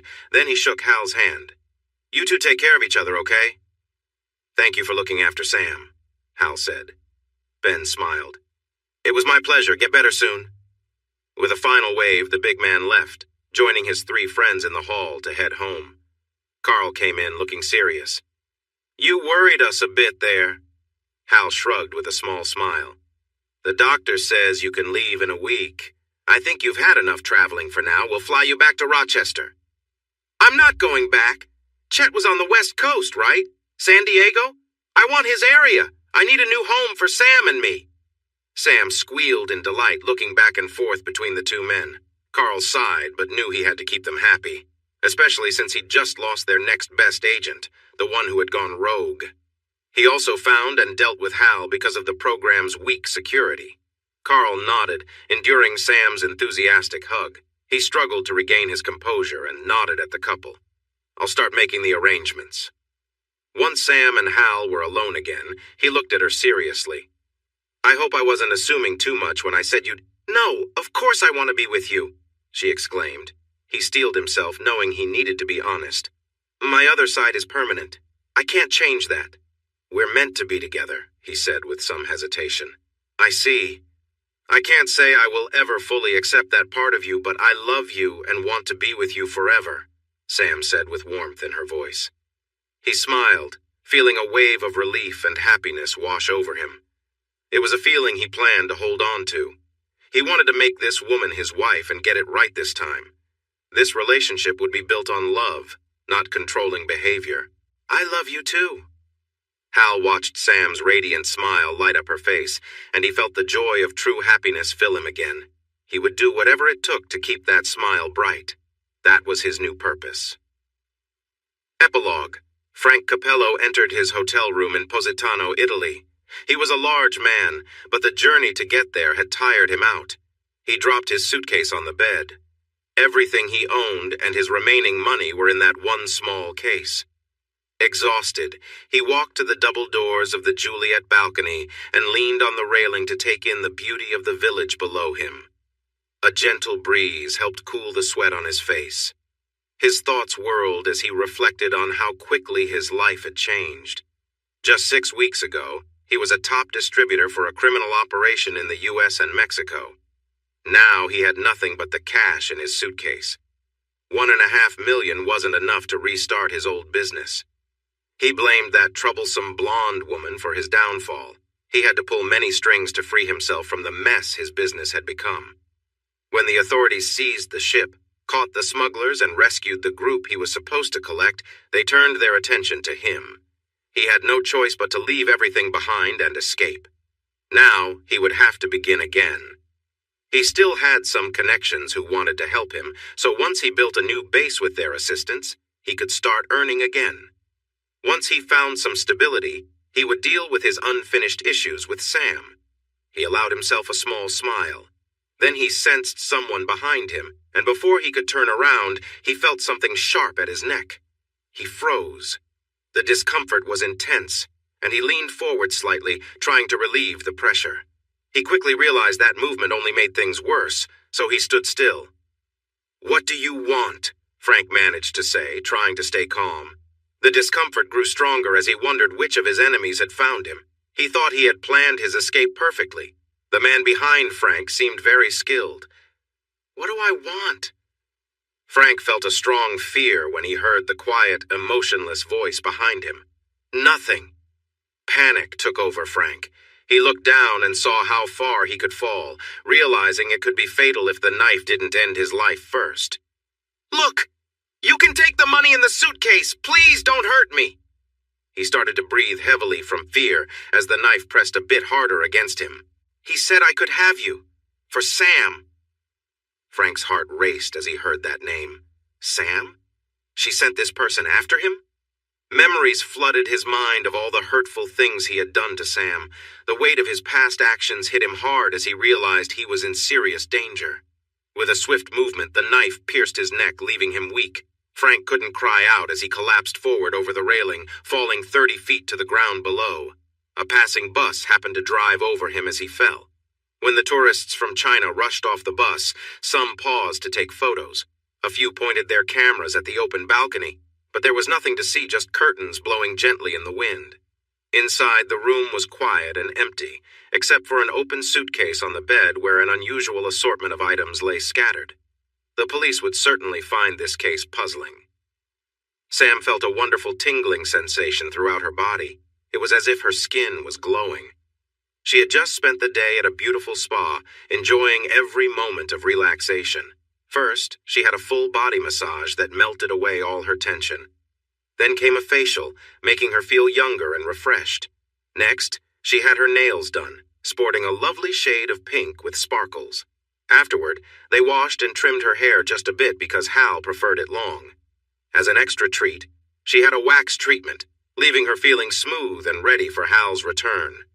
The entire day felt like a dream, something she had always wished for but never thought would actually happen. She certainly never expected to enjoy this luxury at a high-end spa in Positano, Italy. So far, Italy was stunning, and it was the first stamp in her new passport. Sam had been by Hal's side, caring for him as he recovered from his injuries back in Los Angeles. He healed very quickly, and they spent their recovery time at a nice hotel while Hal's helper, Carl, prepared their new life on the West Coast. Hal surprised her with a passport, arranged by Carl, and first-class tickets for a flight to Naples, Italy.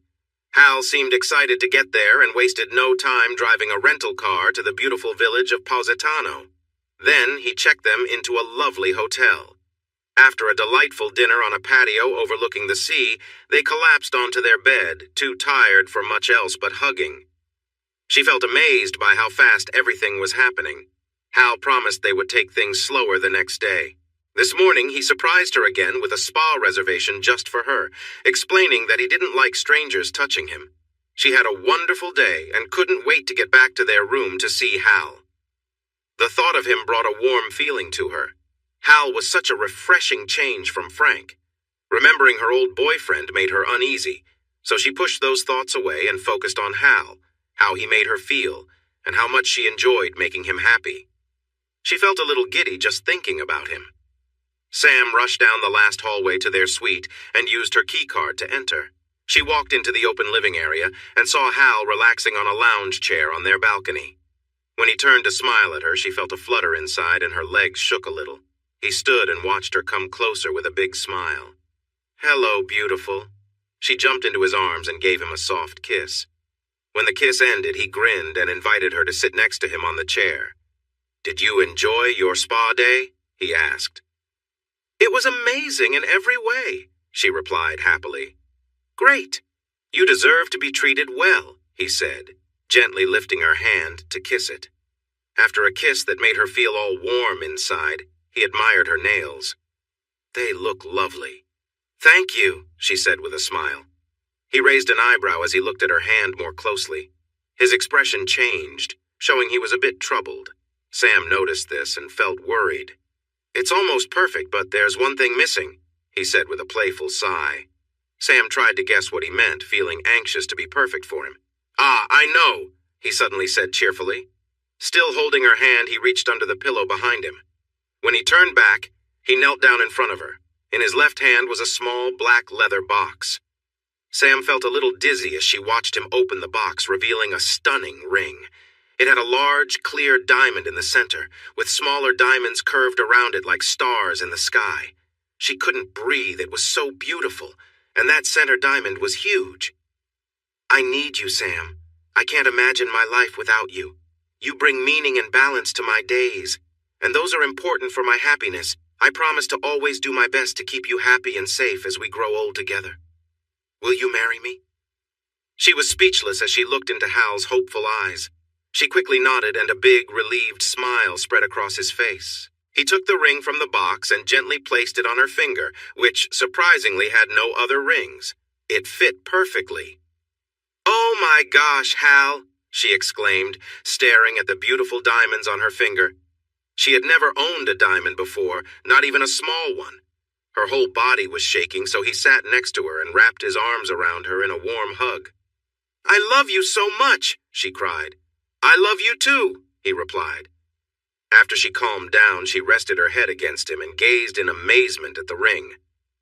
"When did you have time to get this?" she asked, still in shock. He shrugged lightly.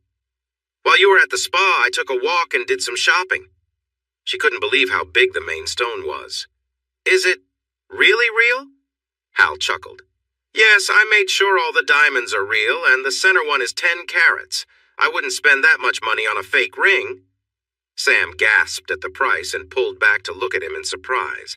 Hal instantly felt awkward. "Oops, that was a bit much, wasn't it? I shouldn't have said that. I'm sorry." She continued to stare wide-eyed. Hal, you shouldn't spend that much on me. Don't worry about it, of course I should. Didn't you hear me say how much I need and love you? You mean more to me than any amount of money. I hope you like the design. I just asked them to show me the prettiest ring. He looked down at her hand and smiled. I think it looks beautiful on you. Sam pulled him close and kissed him again and again, smiling widely with tears in her eyes. When she pulled back, she quickly removed the costume jewelry from her other fingers to give the new ring some space. She kept her favorite rings on her index finger and thumb. She looked up at Hal. The new ring needed a little room. The others were too close. Maybe we could get some earrings to match, Hal suggested, grinning as her eyes lit up. She shook her head. Wait!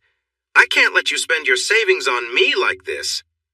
He smiled and shook his head. I'm not using my savings. I recently got some money that I can use for good things. Now it can help to make you happy. I want to see you smile. She playfully pushed him down on the lounge chair, leaning over him. You don't need to spend money to make me happy. I have plenty of ideas that can do that, she said, giving him a teasing look. She loved seeing the way he reacted to her. She felt excited about the happiness they would share together. Sam was also looking forward to making him happy for many more days to come. Hey everyone! Thanks for watching. Don't forget to subscribe and turn on notifications so you won't miss any of the exciting stories we have coming up. What do you think about the characters in this story? Let us know in the comments. We'd love to hear from you.